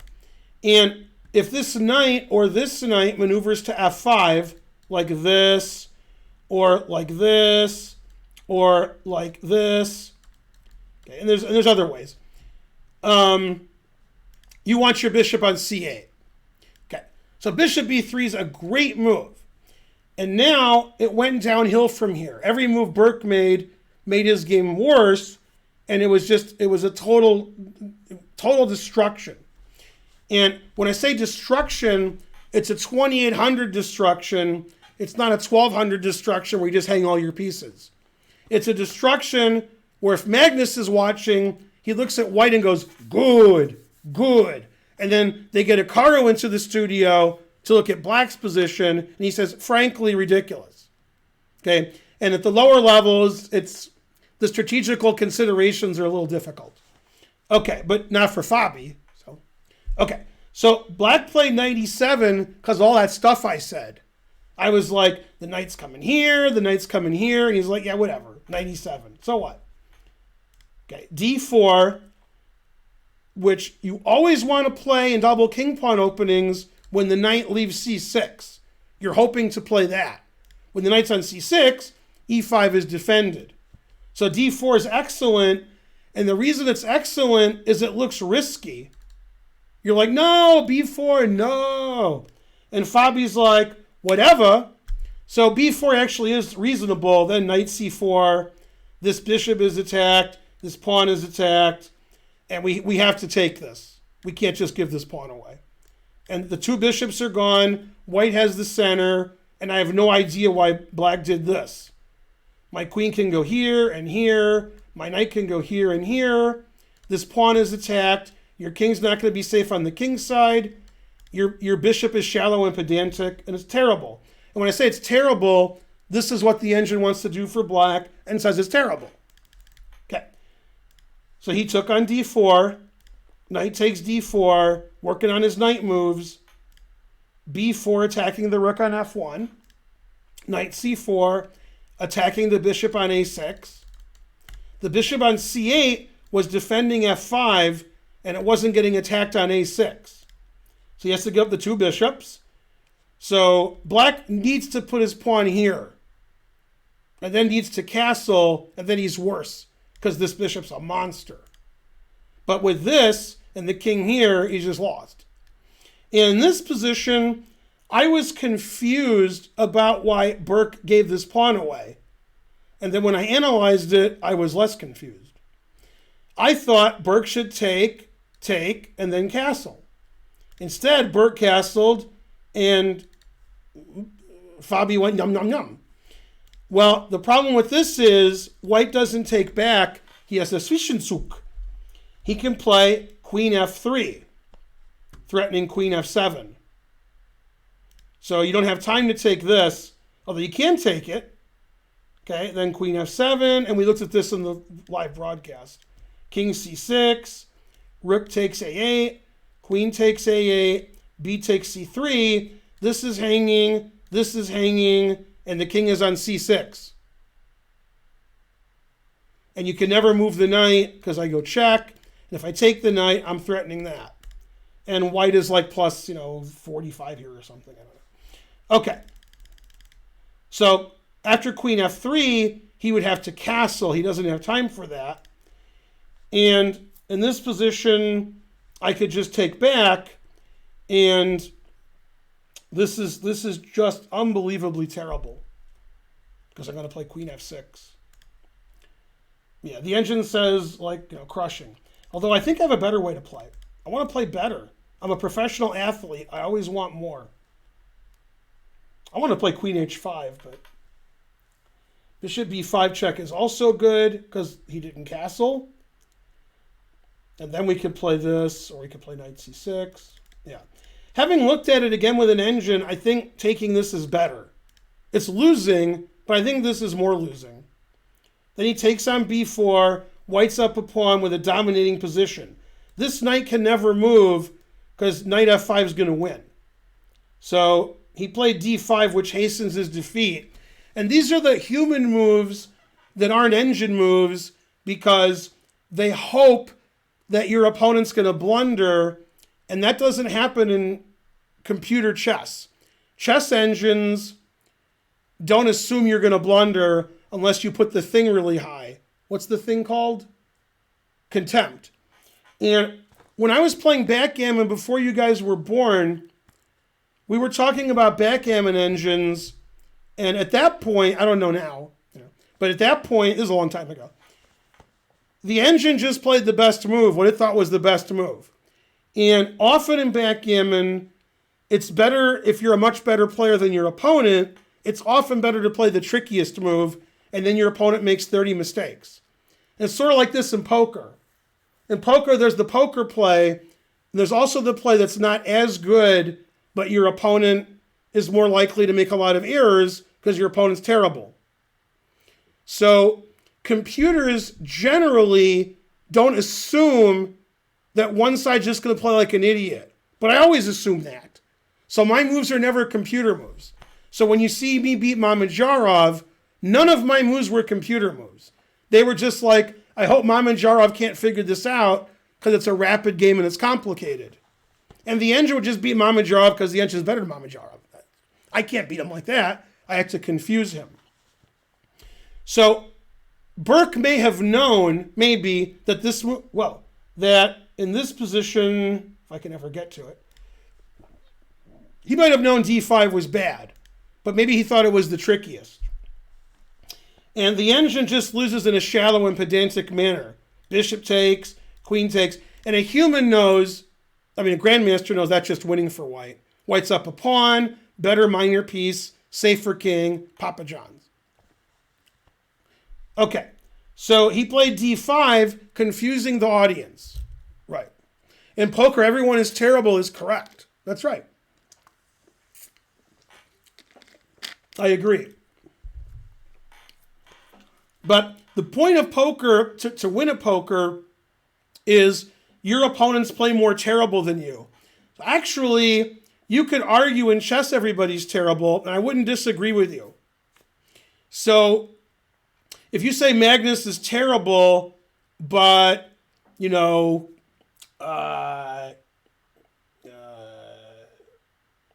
Naroditsky is more terrible. So, and then Naroditsky's terrible, but I'm more terrible. And I'm terrible, but Talia Cervantes is more terrible. And so you want to be less terrible than you were, even though to not be terrible, you have to get a lot better. You're not going to get good enough where you're not terrible, but you can be better than everybody else. So this is something that it's important in games, is you don't try to play perfectly, you try to play better than your opponent. And if your opponent has a lot of problems to solve, they're going to play more terrible. And that's why John Burke played d5. He's like, ooh, Fabiano, maybe he'll make a mistake. But if I don't play d5 and I play the engine move, I'm just going to slowly lose because I'm losing. If I play d5, the engine says I lose quicker, but this gives Fabi chances to make a mistake. So I'll play d5 because Run DMC recommended it because it's tricky. Yeah. Okay, so Fabi said yum, yum, yum. Now you can't take that pawn because I play knight c6 and you lose. Okay, so 2 pawns up, and he played queen d6, knight b5. God damn.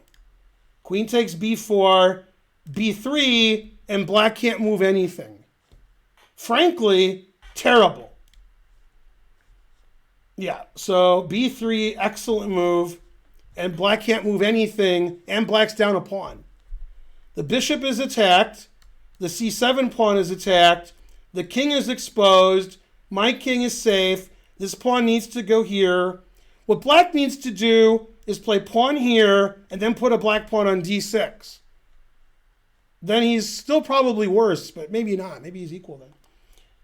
Okay, he saved his bishop and pawn. And then, black just can't move.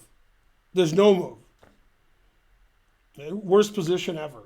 And the better you are at chess, the more you realize how bad black's position is. Terrible. Let's say, for example, I move my bishop. Okay, then rook takes rook, d6, threatening the knight, threatening this, and threatening that. God damn. So probably don't go here.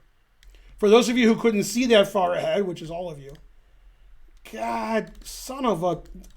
That's a double discovered attack. It's never happened in chess history. It discovers this and discovers that. That's what we call a clearance sacrifice and then some. If you go to a textbook on chess, this is called a clearance sacrifice and then some. It's double clearance. It's on clearance. Okay, so you can't move your bishop, but you better move your bishop because white's going to double up on the bubble up.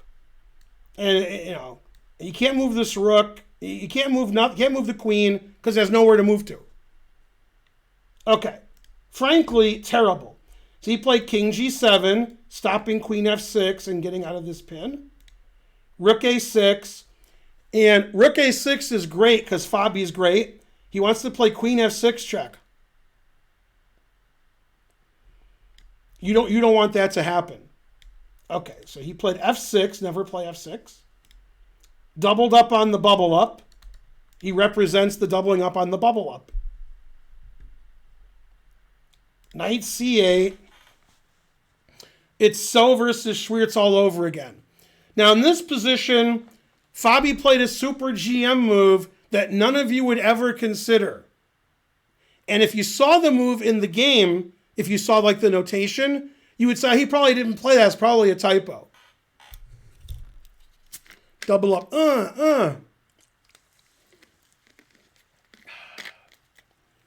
Now, I'm not saying this is the best move by an engine standard, but it's definitely the best by a human standard.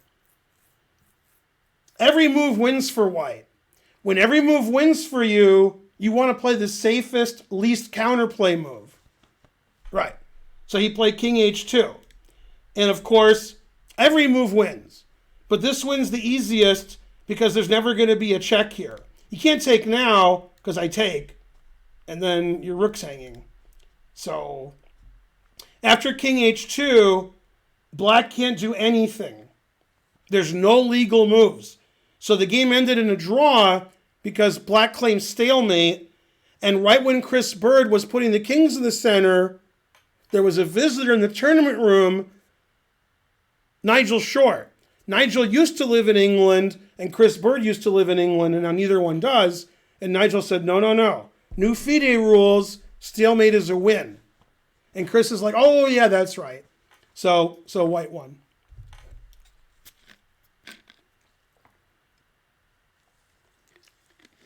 And black resigned. There's some things you don't want to know, important things.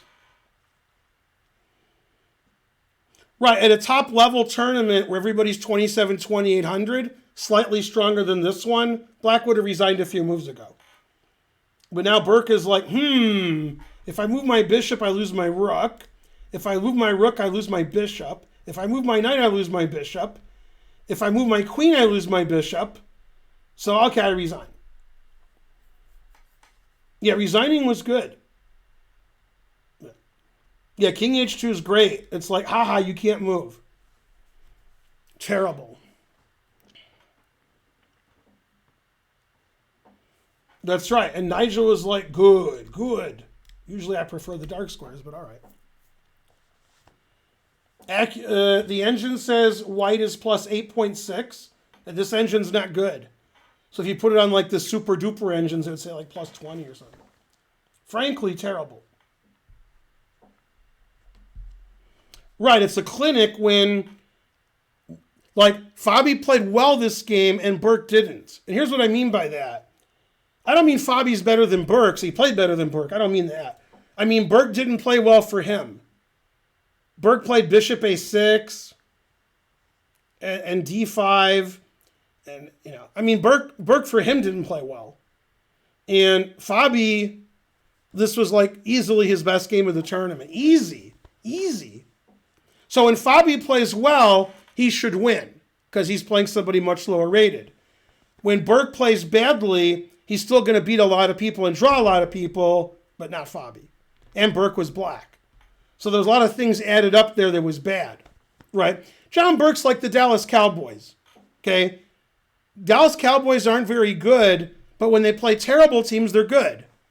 But if when you play Fabiano Caruana football team, then it's not as good. Yeah. So we'll just call John Burke the Dallas Cowboys. Although more representative of the Cowboys this tournament is Jeffrey Shong. Jeffrey Shong is playing badly and doing badly, and he's from Texas. So Jeffrey, etc. Also, John Burke is good. He just played a bad game. That was the only game he lost. He has 2 out of 4. Burke has a win and 2 draws. Burke's a very good player. But black didn't play a good game. Fabi played a good game. Yeah, that's all bad. All bad for Burke. Burke can beat Fabi. Maybe not with black. Burke can beat anybody. Burke's not as bad as he plays. Yeah. Etc. Yeah, what's funny is, I don't know if the commentators are dumb, which is what I think. Like, for example, all the commentators before the Jets game with the Falcons said the Jets would win. All you have to do, if you want to retire now and make money, all you have to do the rest of your life is bet against the Jets and bet against the Lions. So saying I think the Jets will win, you should never say that. Unless they're playing the Lions. Then, okay, maybe. In New Jersey. If they're playing the Lions in Detroit, probably Detroit's the favorite. Ugh.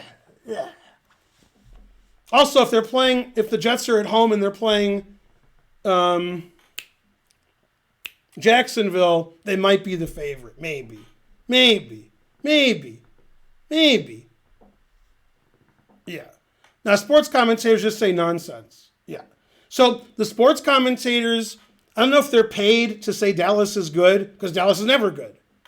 Dallas was good in the 80s before you guys were born, and the 70s. Way before you guys were born. I remember when Dallas was good. They lost like 27 Super Bowls to the Pittsburgh Steelers. I remember that. But they haven't been good since you guys were born. But somehow they're in this division that shouldn't exist. They're in a division with like the 4 worst teams in football. So why is that division so bad? Why can't they make divisions equal? The Cowboys, the Giants, the Washington football team, and the Eagles? Oh my God. I can't imagine, obviously, if the Lions were in there, then, Yeah. Yeah. Dallas is just always bad, and, they're 4-1, 5-1, and they're going to be 8-9 when the season's over, winning the division. They're going to win the division with 8-9 because the division's so bad. Then the first round of the playoffs, they lose by 50. It's better than the Lions, but okay, still.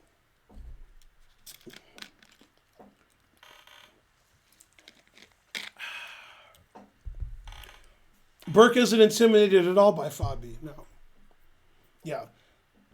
Intimidation is like for lower-rated players. The top players think you don't become good at something because you think you suck.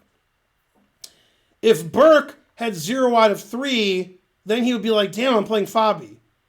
But Burke had 1.5 out of 2. He was feeling great. Yeah, and then Fabi took him to school because, he is a junior. So you got to take him to school. Yeah.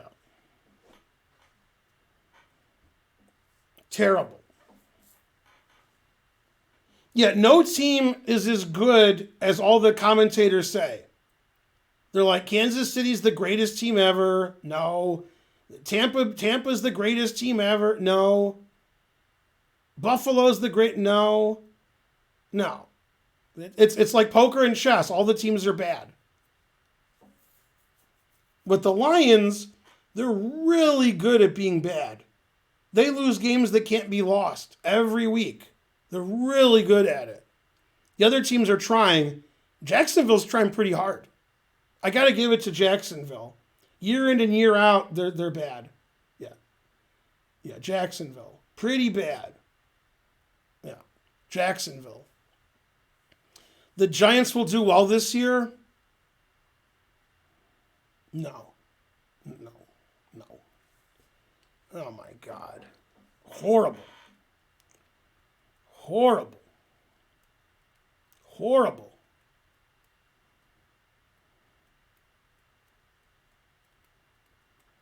All right. Now, if you can find this on the internet, you will be surprised.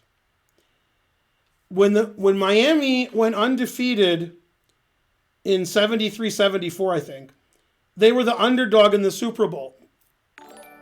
So there you go.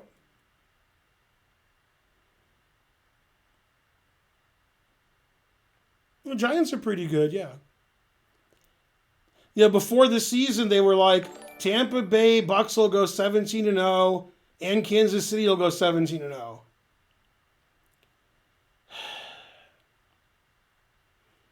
If you want to be right about winning every game or losing every game, you can't go with good teams. You have to go with the Lions. and then hope. Right? If you say the Lions are going to win 0-1 games, you might be right. But if you say like some good team is going to win all their games, that's never terrible. Terrible.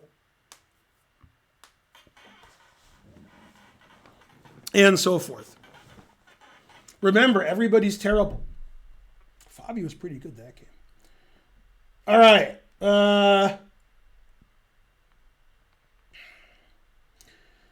That was terrible. Frankly, ridiculous.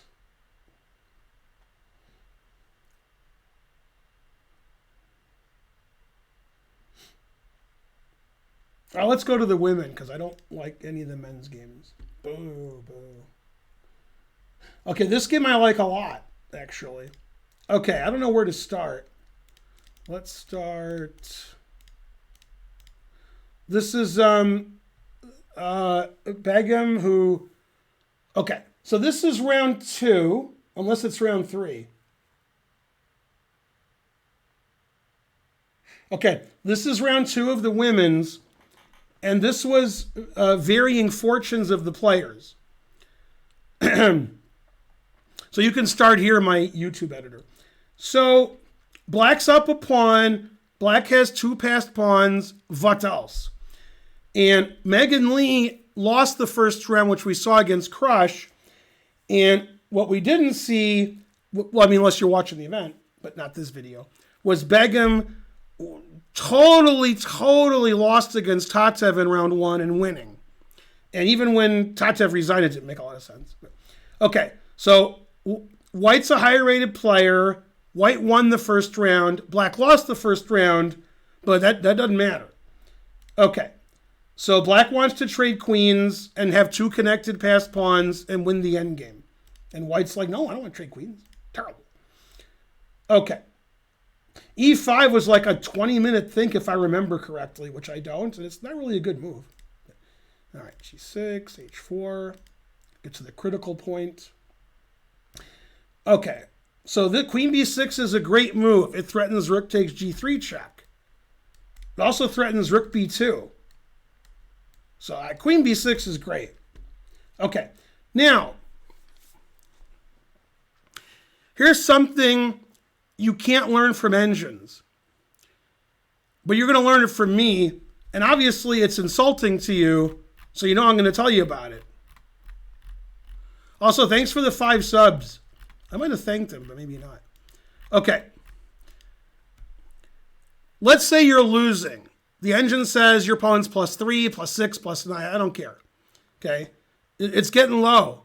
3, 6, 9. To the windows. Now, your opponent's +5.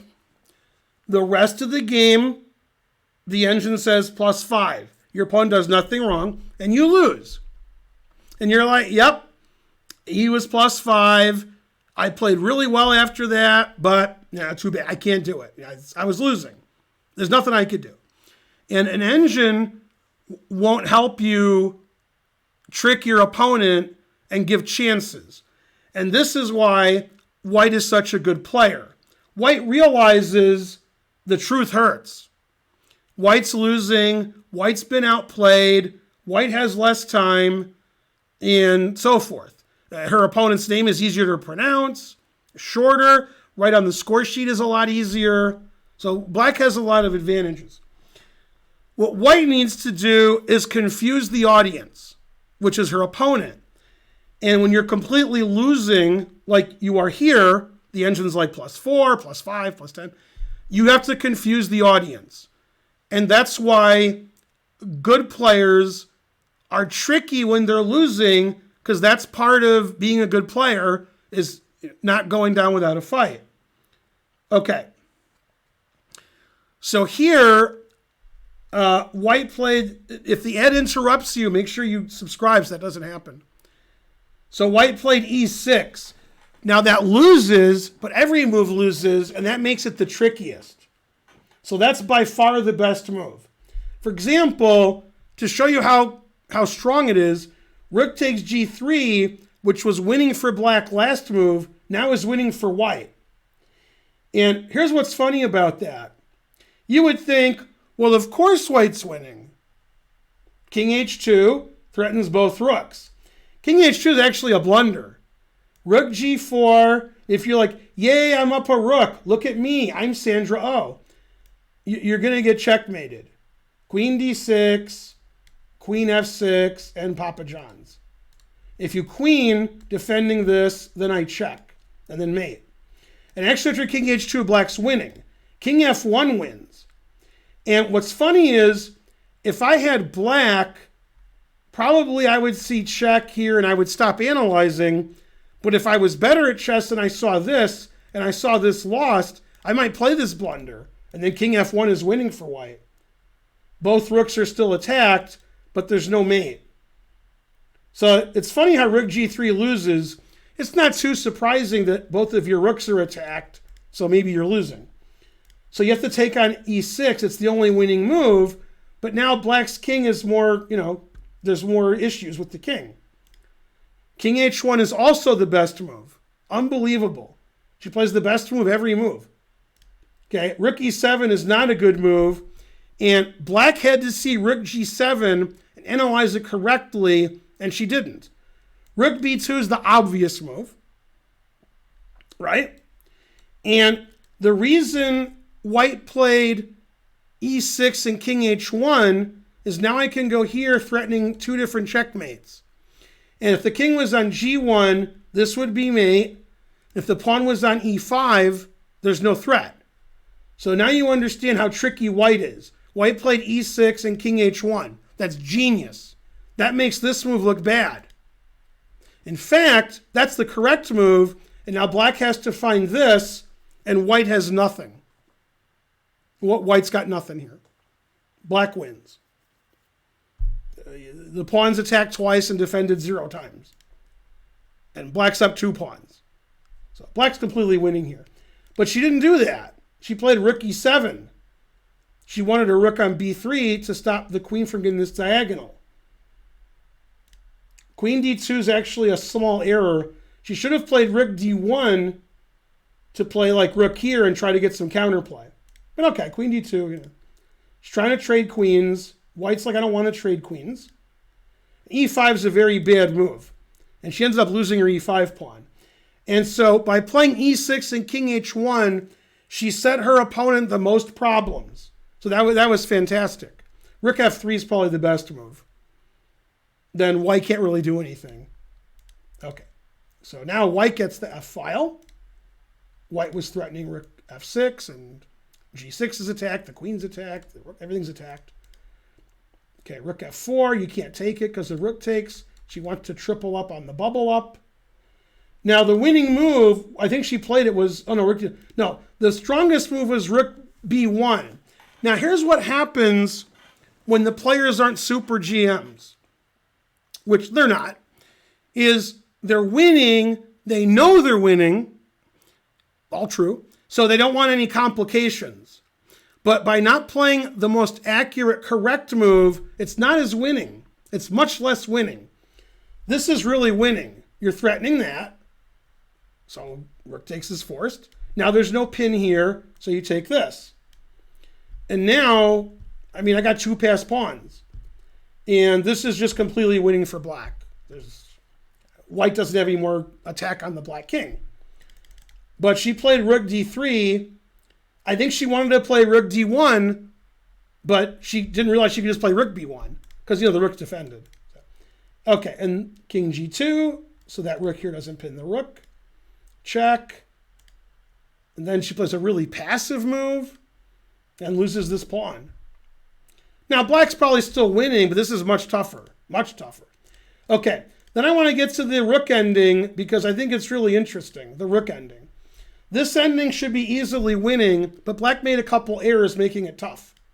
Possibly white was drawing later, maybe. Okay, I like rook check. I like king f7. I like it. Okay, rook c2's forced because check was going to win the pawn. Like that. Okay. I don't like king f8, but I think it doesn't matter. I think everything wins. I think king e8's the best, but you don't want to worry about these pawns because this is going to win the game. This king can't move. This is going to win the game. White doesn't have time to do any of this. That's queening. I got 2 pawns, 1 for each of you. This move's all right. Okay, king f1's excellent. If she can get her king over here and make these pawns ineffective, she has drawing chances. Okay, so I'm not complaining about anything that black did until now. Until now. Let me find the position. King. Let's see, where am I? I went to analysis mode and I confused myself. Okay. All right, we're on move 62. So here I don't like what black did. If I was black, I would either play king e8, attacking the rook, get off my pawn, get off my lawn, and more likely I would just push this. Here and here and here, push my pawns. Okay. Instead, she played this move. Okay, that's really bad. She might still be winning, but that's really bad. That's the worst king ever. So playing rook here, letting the king walk up, it's not the worst king ever. If you want your rook to move, it's because it's attacked. If the rook doesn't get attacked, I just make 2 queens. That was the point of king here was to attack the rook. But it's not attacked yet. She should wait for it to get attacked. Then the king is far from these pawns. Then she could win the game another way. Then she could start taking these pawns because the king is over here. So she should wait for king d1, then move her rook. So she should make a move that helps her, like c5 or king e8 or b4.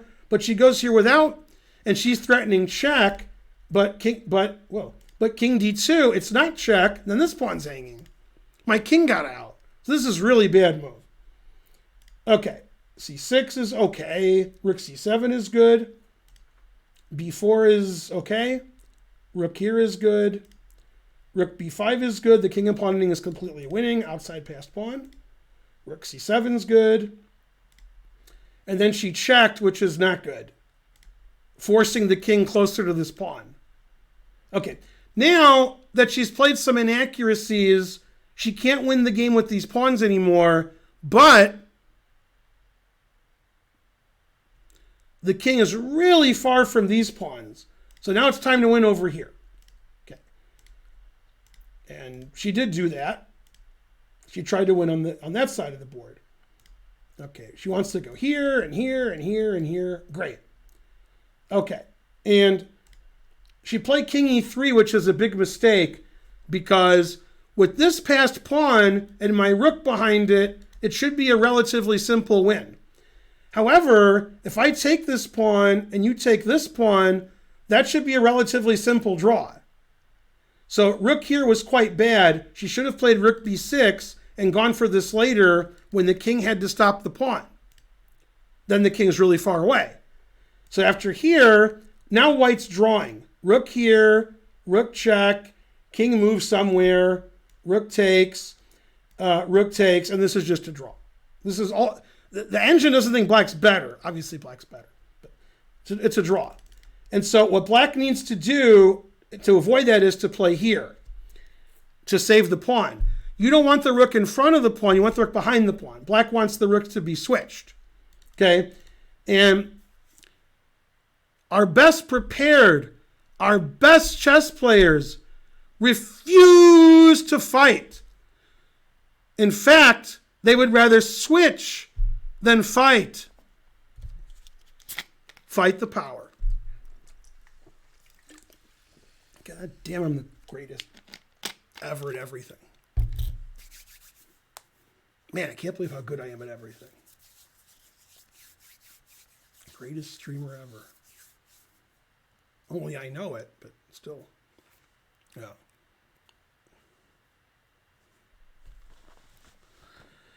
Someday, some of you will get that. Okay. Now, in this position, we can stop your king, and this is just going to be a draw. So white actually missed a draw here with rook b5. All these rook moves by black messed it up. Instead, she played king e3, allowing black to win again. And she played rook b6, which she's forced to do. White forced her opponents to play the winning move. Well, you have to get behind the pawn now. So, okay, and now king d2, b3, b2 here. Okay. And from this point on, I like the way black played, I think. I like it. What she should have done is played rook b4 so that I could never play g4 and try to double up on the bubble up. She played here, which forces g4. So that's not a good move. Right? White wants to trade all the pawns off and double the pawns. So that's a very bad move in time trouble. She should have played rook b4, making sure this move is never possible. And then she could have played rook here, rook here, rook here, rook here. And she would win because the white king is here instead of here. Okay, g4 exclam, good move. Now, Megan played unbelievably good. It was great what she did. She took, and then she played an amazing move here. Amazing. Best move of her life, even if the engine doesn't say so. King g7, showing amazing understanding of the position. If you lose this pawn, which she does, you want your king to go up this way. Your king's not winning the pawn that way. So king g7, you don't lose this pawn. If you lose this pawn, you don't mind. And if h5, then king here wins. Perfect. And the main variation to see is you can go here. Otherwise, so king g7 is a great move. And this is the game. I've already left the game, of course, so we'll never figure it out. Never. Okay. And in this position, white has better drawing chances by playing rook g1 because there's some positions where the rook is on the first rank and black can't move his king and her king and pawn up, which isn't true here. So in the game, it went like this, and then Megan played the excellent rook c4, cutting the king off, and now it's just shallow, and now it's easy. Now it's less easy if white could play rook here check. And when I say it's less easy, it's pretty easy. But this is easy. This is different than easy, because now I'm going to just queen my pawn. If the rook is here and I start checking, you're going to have to use your rook to hook yourself up, and then I can come over here. It's still winning for black, but it's tougher. So actually she played rook, she played here, and then she played rook g1. So in this position, if she had foreseen that, she would have played rook g1 here. Okay, and then if she wants to cut the king off, now my rook is here, so before you push this pawn, I can get your rook off of this rank, and then I can start checking you. And the idea is, like, you can't win because there's no way to win. Okay? Now, there is a way to win, but this would have been tougher. Okay, so in this instance, if this had happened, okay, what black wins by going up. Okay, and now if you go here, the king is really far away, so rook g8 wins. If the king was here, it would be a draw. So now white tries to get back, but he can't get back. And everything wins. King here, g5. It's too slow. Yeah, you can't get back. And this is the only winning move. And eventually we get to Lucena position. We can't get our king back in time. If our king was around here, we would draw, but you can't get there. So if you look at the engine for like a minute, it says plus 1,000 because it's a win. And this is a table-based position, so you can look it up. But this would have been tougher for Megan to win. After rook g3, you might be like, I don't see the difference. What are you talking about? Why does it matter if the rook is here or here? What are you going on about? It matters because the rook is here, we have distance, and we can check. And if you want to have cake, which you do after the game, not during the game, then you have to go the distance.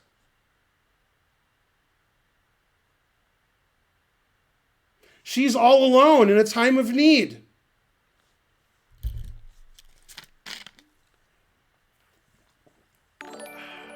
Thunderbird 1414 subscribed.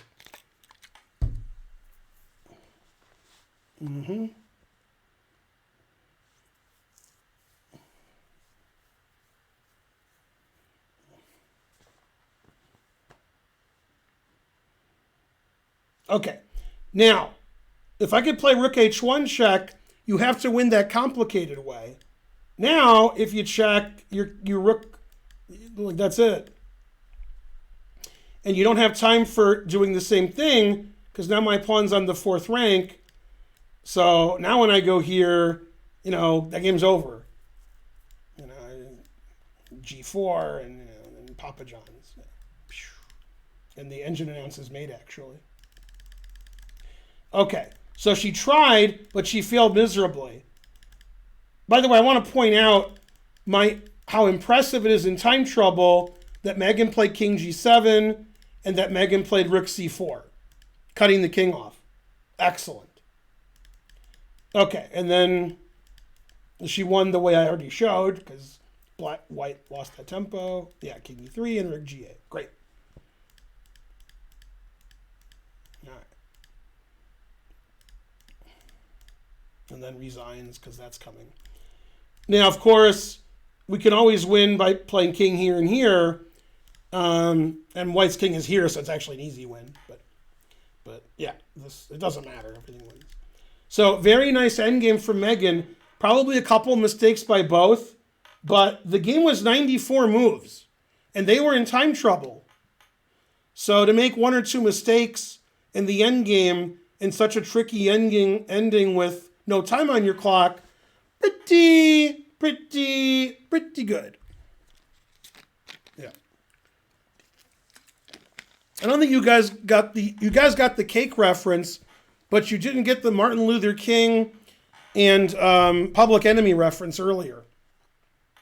Terrible.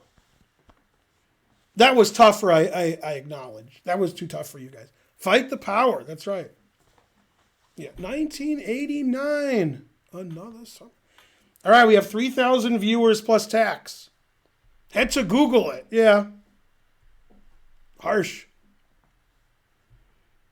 That's right. Mother F him and John Wayne. Good going, Mepex. Yeah. Pretty good. Yeah. 1,200 getting references. No. Kobe. All right. What else we got? I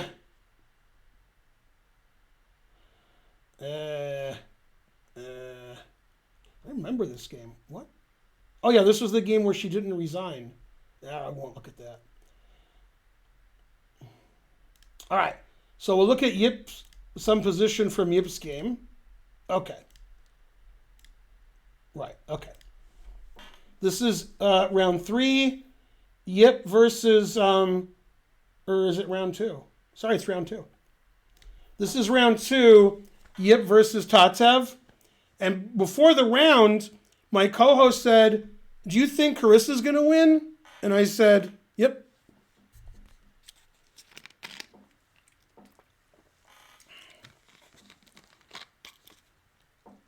$100 centidues. Hooray. Okay. So in this position, the engine says it's unclear. But if you look at the clock times, okay, and you cannot do this. And if you do something you can't do, for example, you can't blunder your queen for nothing, right? So if you do that 4 times a tournament, it's not going to be a good tournament for you, especially when it's 3 rounds. Thanks, Mepex. 1999. You should have given 1989, but you probably don't know the song as well. 911 is a joke. I dialed 911 a long time ago. They only come and they come when they wanna. 911 is a joke. Yeah. Okay, now. This is a fear of the black pieces. Okay, here Tatev made a really big blunder, but it looks like a normal move. Okay, and I showed this position to John Travolta, and he said, yeah, looks like. Okay, so first of all, we have to go back half a move. Rook AD1, lining it up on the bubble up. And Tatev missed the idea.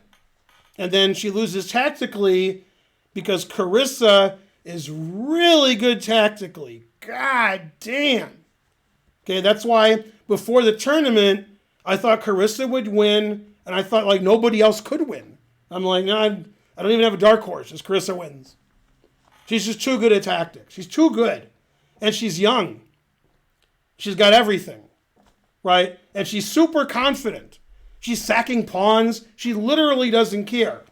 And Tatsev, her position's fine, but her time situation's bad. Her opponent's higher rated. And it's very dangerous for black because Black King isn't very safe. Now, my co-host, David Pruce, was furious with Tatsev's move here. And here's what Pruce said. Okay, and the reason I stopped doing commentary with him is he kept bringing me down. He didn't like these moves, and I'm like, don't bring me down, Pruce. But, okay. Anyway, go hype train. Okay. So what White wants to do, according to Pruce, is attack these weaknesses. So he was advocating for King F7. Okay, and the engine says King F7 is the second best move, defending these pawns. Why do you want your king opposite this rook anyway? And Tatsev undefended her e-pawn. Now the bishop looks good on c6 because we're doing this. However, Tatsev, with not much time on her clock, didn't understand the point of this move. It looked like it just improved the position a little, which it does, but it also has a tactical point because Carissa's really good at tactics. Now, there's something you'll never understand.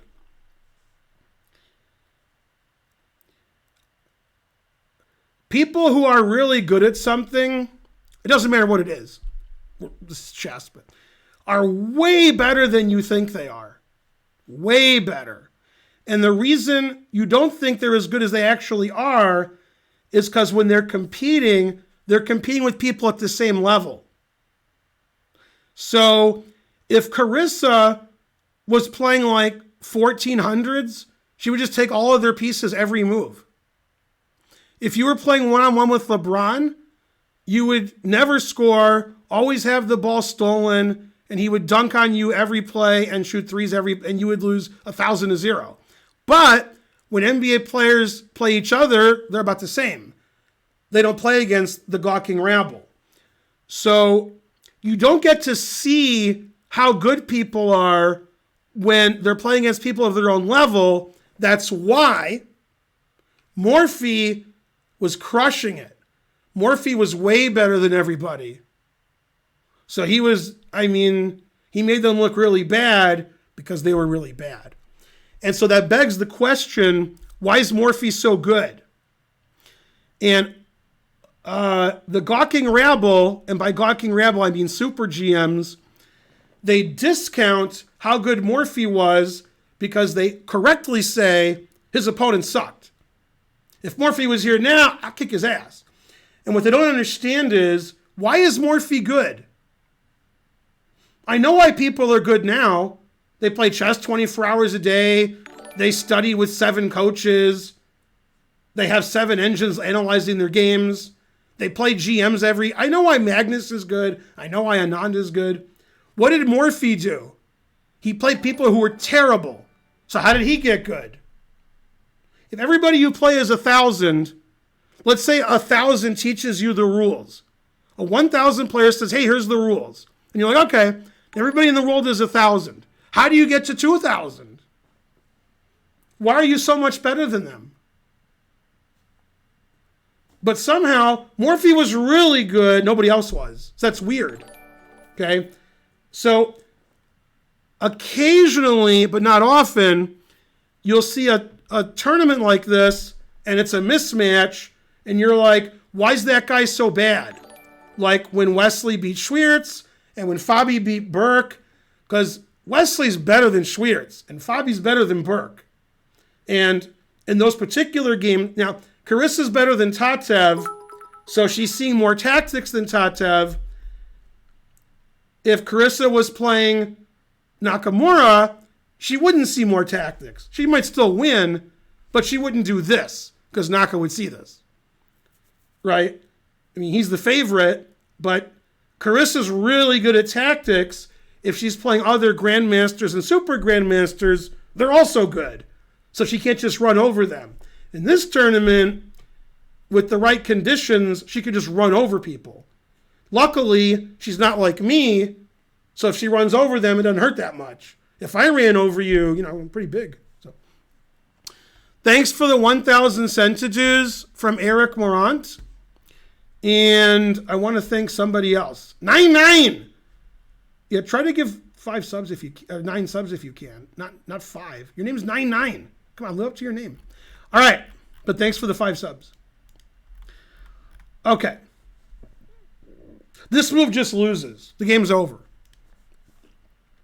The reason is, if this bishop wasn't here, knight e4 wins immediately.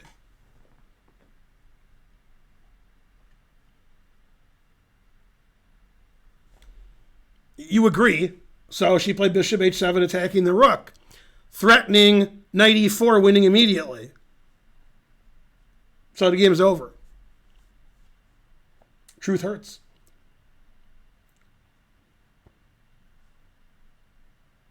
I hate when that happens.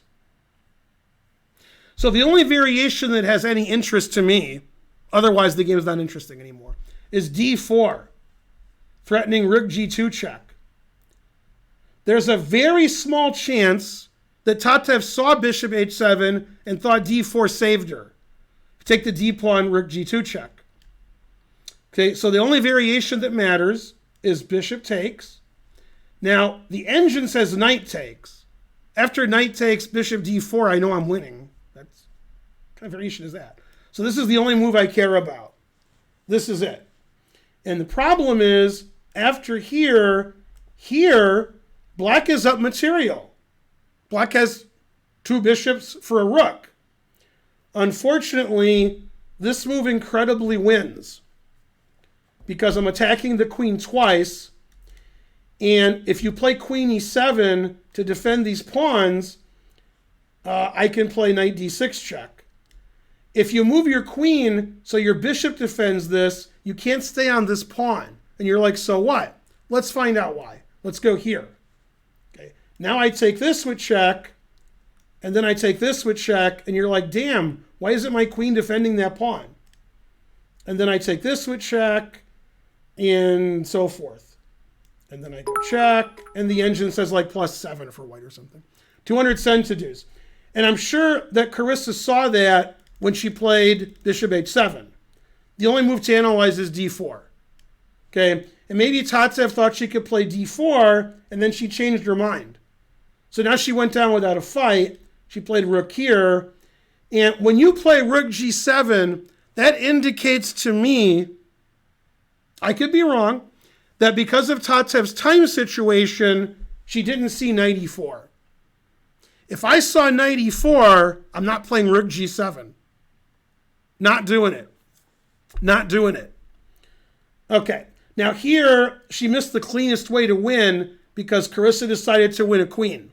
So I don't blame her. Knight takes f6 is like +100, but she won a queen instead. Also good. If queen d7, knight takes. So black has to give her queen away. And it's 2 pieces for a queen, and Tatev's still in time trouble. And at the very end, Carissa showed how great she is at tactics. Okay, not the rook e4 move later. Okay, this is great what Carissa did. Now here black has counterplay. Nice rook, nice bishop, knight's pretty good. And Carissa said, no. Took the bishop, always sacked the exchange, took the pawn, black's position's in shambles. 4 isolated pawns, what else? Knight g3, Tatev wants to get in there. And then this is amazing. Check, and then queen c5 check. That's queen c5 check, god damn. The only player in the women's who would play queen c5 check is Carissa. And in the U.S. Championship, I would bet Ray Robson would do it, but I wouldn't bet a lot of people would do it. Maybe Robson and Fabi. That's just an amazing move. And she saw it when she played rook f6. I guaranteed it. She already saw it. After takes, you check, black has 1 legal move. And then here, you're threatening all 3 pieces. And then that's it. And then Tatev resigned. Right, that's like power chess, just overpowering your opponent with tactics. And then finally this happens. So this position we started at, according to the engine, was equal. And this is why it's hard to get better at chess with you and your engine, right? You're like, my engine. I analyze the game with the engine, tells me what I did right, tells me what I did wrong, and then I get better at chess. Okay, maybe. But the engine says this is equal. So if you're doing opening preparation or just analyzing a position, and you're like, oh, this is equal, I should have done this. You did something else and you lost. And instead you should have played this way with black because it's equal. And you think, yeah, okay, I learned something. Well, it's equal, except you want to have white because it's really hard to play black. And the engine says, this isn't hard, I'm an engine. This is hard for you because you're a human. And Tatev plays this reasonable looking move and the game's over. And then she gets run over. Truth hurts. And you could argue Carissa's better than Tatev, and you'd be right. Or you could argue Tatev has 13 minutes and Carissa has 56 minutes, and you'd also be right. Or you could argue Carissa's better at tactics than Tatev, even if she's not better at anything else, and you'd be right about the tactics part.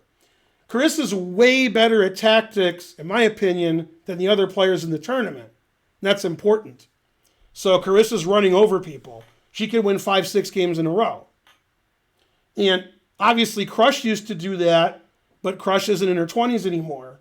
So now it's harder to win 5-6 games in a row when you're, getting older. Hard, tough, harsh. Charlotte Chess Center is all over what I'm saying because, I'm right. And if White says, oh no, here comes d4, and plays like passively to knight f3, bishop f1, maybe the game would have gone another way. But Carissa's on point. Carissa's like, oh, bishop c6, and you will know my name is the Lord. Another thing Carissa has over Crush, and when I say she has it over Crush, I'm comparing to other players. A lot of players in this tournament, they've played Crush for 2, 4, 6, 8, 10 years, and Crush beats them because Crush is better than them. Carissa's beaten Crush before, and Carissa is probably higher rated than Crush after this tournament, and her rating is going up, and she's improving, and Crush is trying to maintain. I've already given up maintaining. So Carissa's like, oh no, Irina Crush, I'm afraid. And between 1995 and 2015, well, okay, we'll say 2000. Between 2000 and 2015, people were like, damn, Crush is kicking our ass. Because she was. And that's not what Carissa remembers. Carissa wasn't born when Crush was kicking their ass. So Carissa's like, oh. So a lot of you weren't born when Kasparov was good. So you see Kasparov now, and you're like, yeah, Kasparov's no good. You look at Karpov now, and he's 70. And Karpov beat Karyakin in blitz chess. What? That's because Karpov and Kasparov are good. They're just old. But Carissa doesn't remember Crush beating her 20 games in a row. That's what the other players remember. So, obviously, if I'm Crush, I'm like, I hate playing these high-rated players who were like teenagers. Terrible. I want to play somebody my age who I've beaten for the last 15 years. And then that's why I think Carissa is just a huge favorite. Huge. I mean, she's so good at tactics. I mean, like, engine moves everywhere. Amazing. And here, she just wanted to win a queen. Man, I want to win a queen too. Krambopoulos Michael. Yeah. Why'd U.S. women's team not play in FIDE World Team Championship? I don't know. It's possible they weren't invited. It's possible the USCF wouldn't give them any money. It's possible they did play and you're wrong. I don't know which is true. I know that Nazi played in some women's tournament online. That wasn't that? I don't know. I think they did. I think everything you said was wrong. Huh.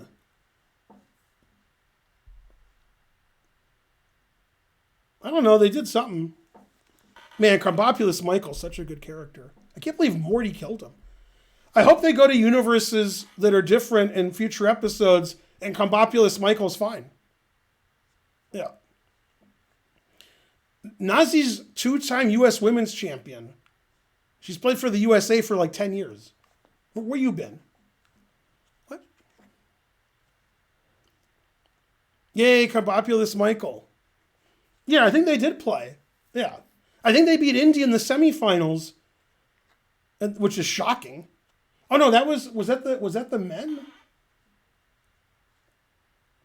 Did the men beat India? We did beat India, which we shouldn't have. Then we got crushed by Russia, which we should have.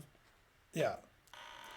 Well, bishop c6 is bad because this is lined up here and this is lined up here, and the e6 pawn is less defended. F5 is the engine move. That stops knight e4 and then some. And then I can play bishop g7 and activate my bishop. King f7, and chill. This move does not stop knight e4 and it weakens e6. It's just bad tactically.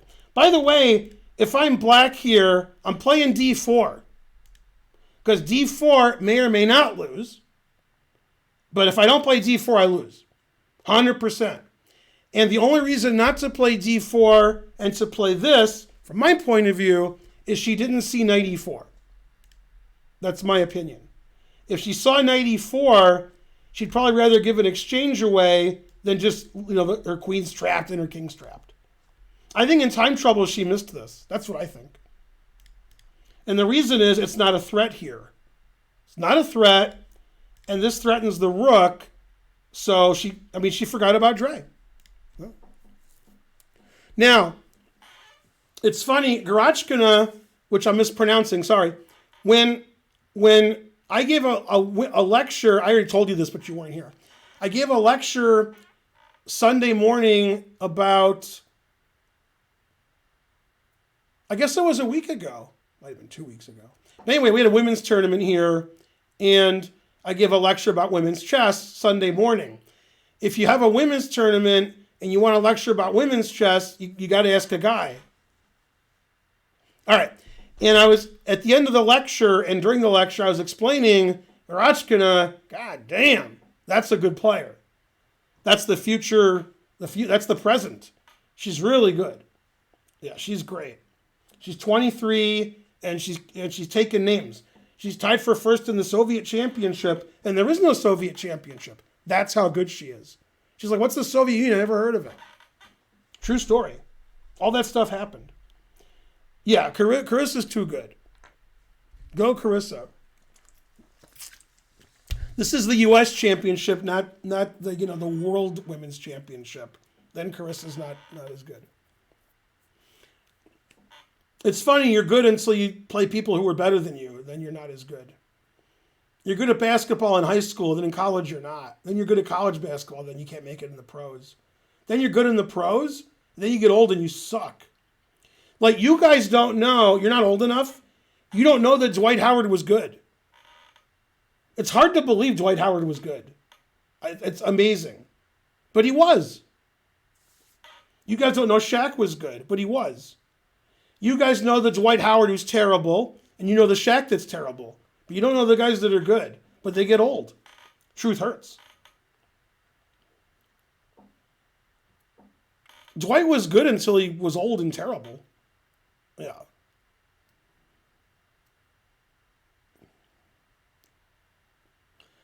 Does Varissa have GM norms? I assume you mean Carissa. I don't know. It's weird when people are like the best and then they don't stop, so they're no good eventually. And then you're like, wait, that guy was good. Yeah. And then they're not good. Truth hurts. Yeah. Yeah, Dwight was good. Can you imagine Dwight Howard being good? I can't. Yeah. Man, Shaq at the end of his career was on the bench for the Cleveland Cavaliers playing with LeBron. It's hard to believe Shaq played with LeBron because Shaq's like 100 years old. Man, when Shaq was old, he sucked. He couldn't move at all.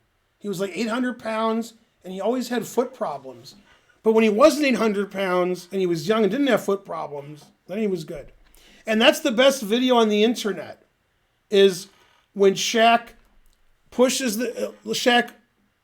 knocks the guy, he pushes the guy to the ground, and then he dunks on him, and then the guy retaliates by throwing the ball at him, and the guy gets a technical. Yeah, Shaq throwing the guy to the ground and then dunking on him and then stepping on him, that's pure Shaq. Yeah. I love that video. Yeah.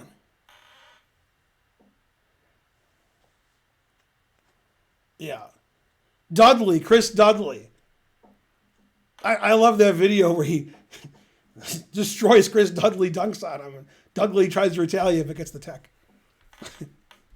And so forth. My favorite Shaq things now, he does a commercial for he's putting some lotion. I don't know what he's doing. And there's oh, you buy this lotion. Then they show a black body putting lotion on, which obviously isn't Shaq's body. It's a model.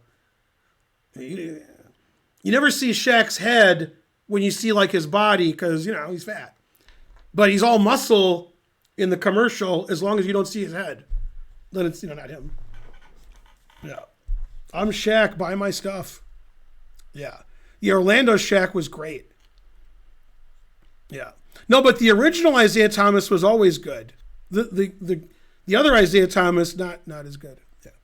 All right, let's raid somebody. Let's see, your mother? Nah, that was last night. Thanks for watching.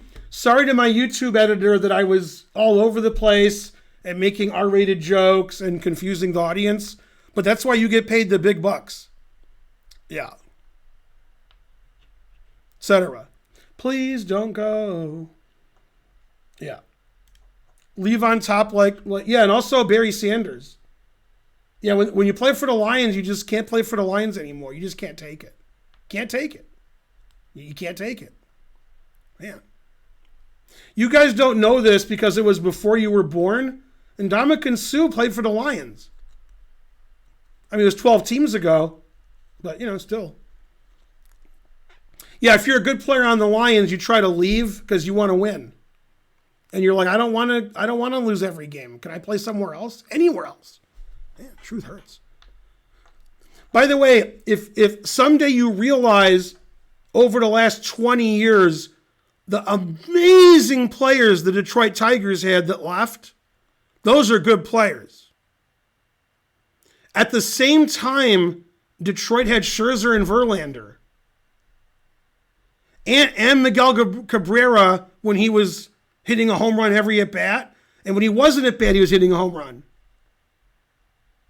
We had Cabrera, Scherzer, and Verlander. We also had a lot of other players, pitchers, and position players that were great that went to the Yankees or Toronto or something. Yeah. Yeah, we had a lot of good players.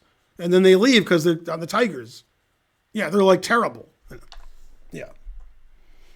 And so forth. Go Michigan, barely beating Nebraska. Yeah, Nebraska used to lead the league a long time ago in convictions. Their players were all arrested. Go to the internet and look up the Nebraska of the 90s when they were all going to jail. Yeah, truth hurts. All right, time for a raid. That's what she said. Karen hasn't texted me 30 times? No. Well, Yana sent me something. Oh, it's a movie, so I can't look. All right, later and so forth, mainly and so forth. Is that the right thing? Yeah. All right, see you guys tomorrow. The round is tomorrow, 2 p.m. Eastern. I'll be here about 1:30, and you can see the intro video again. Bye.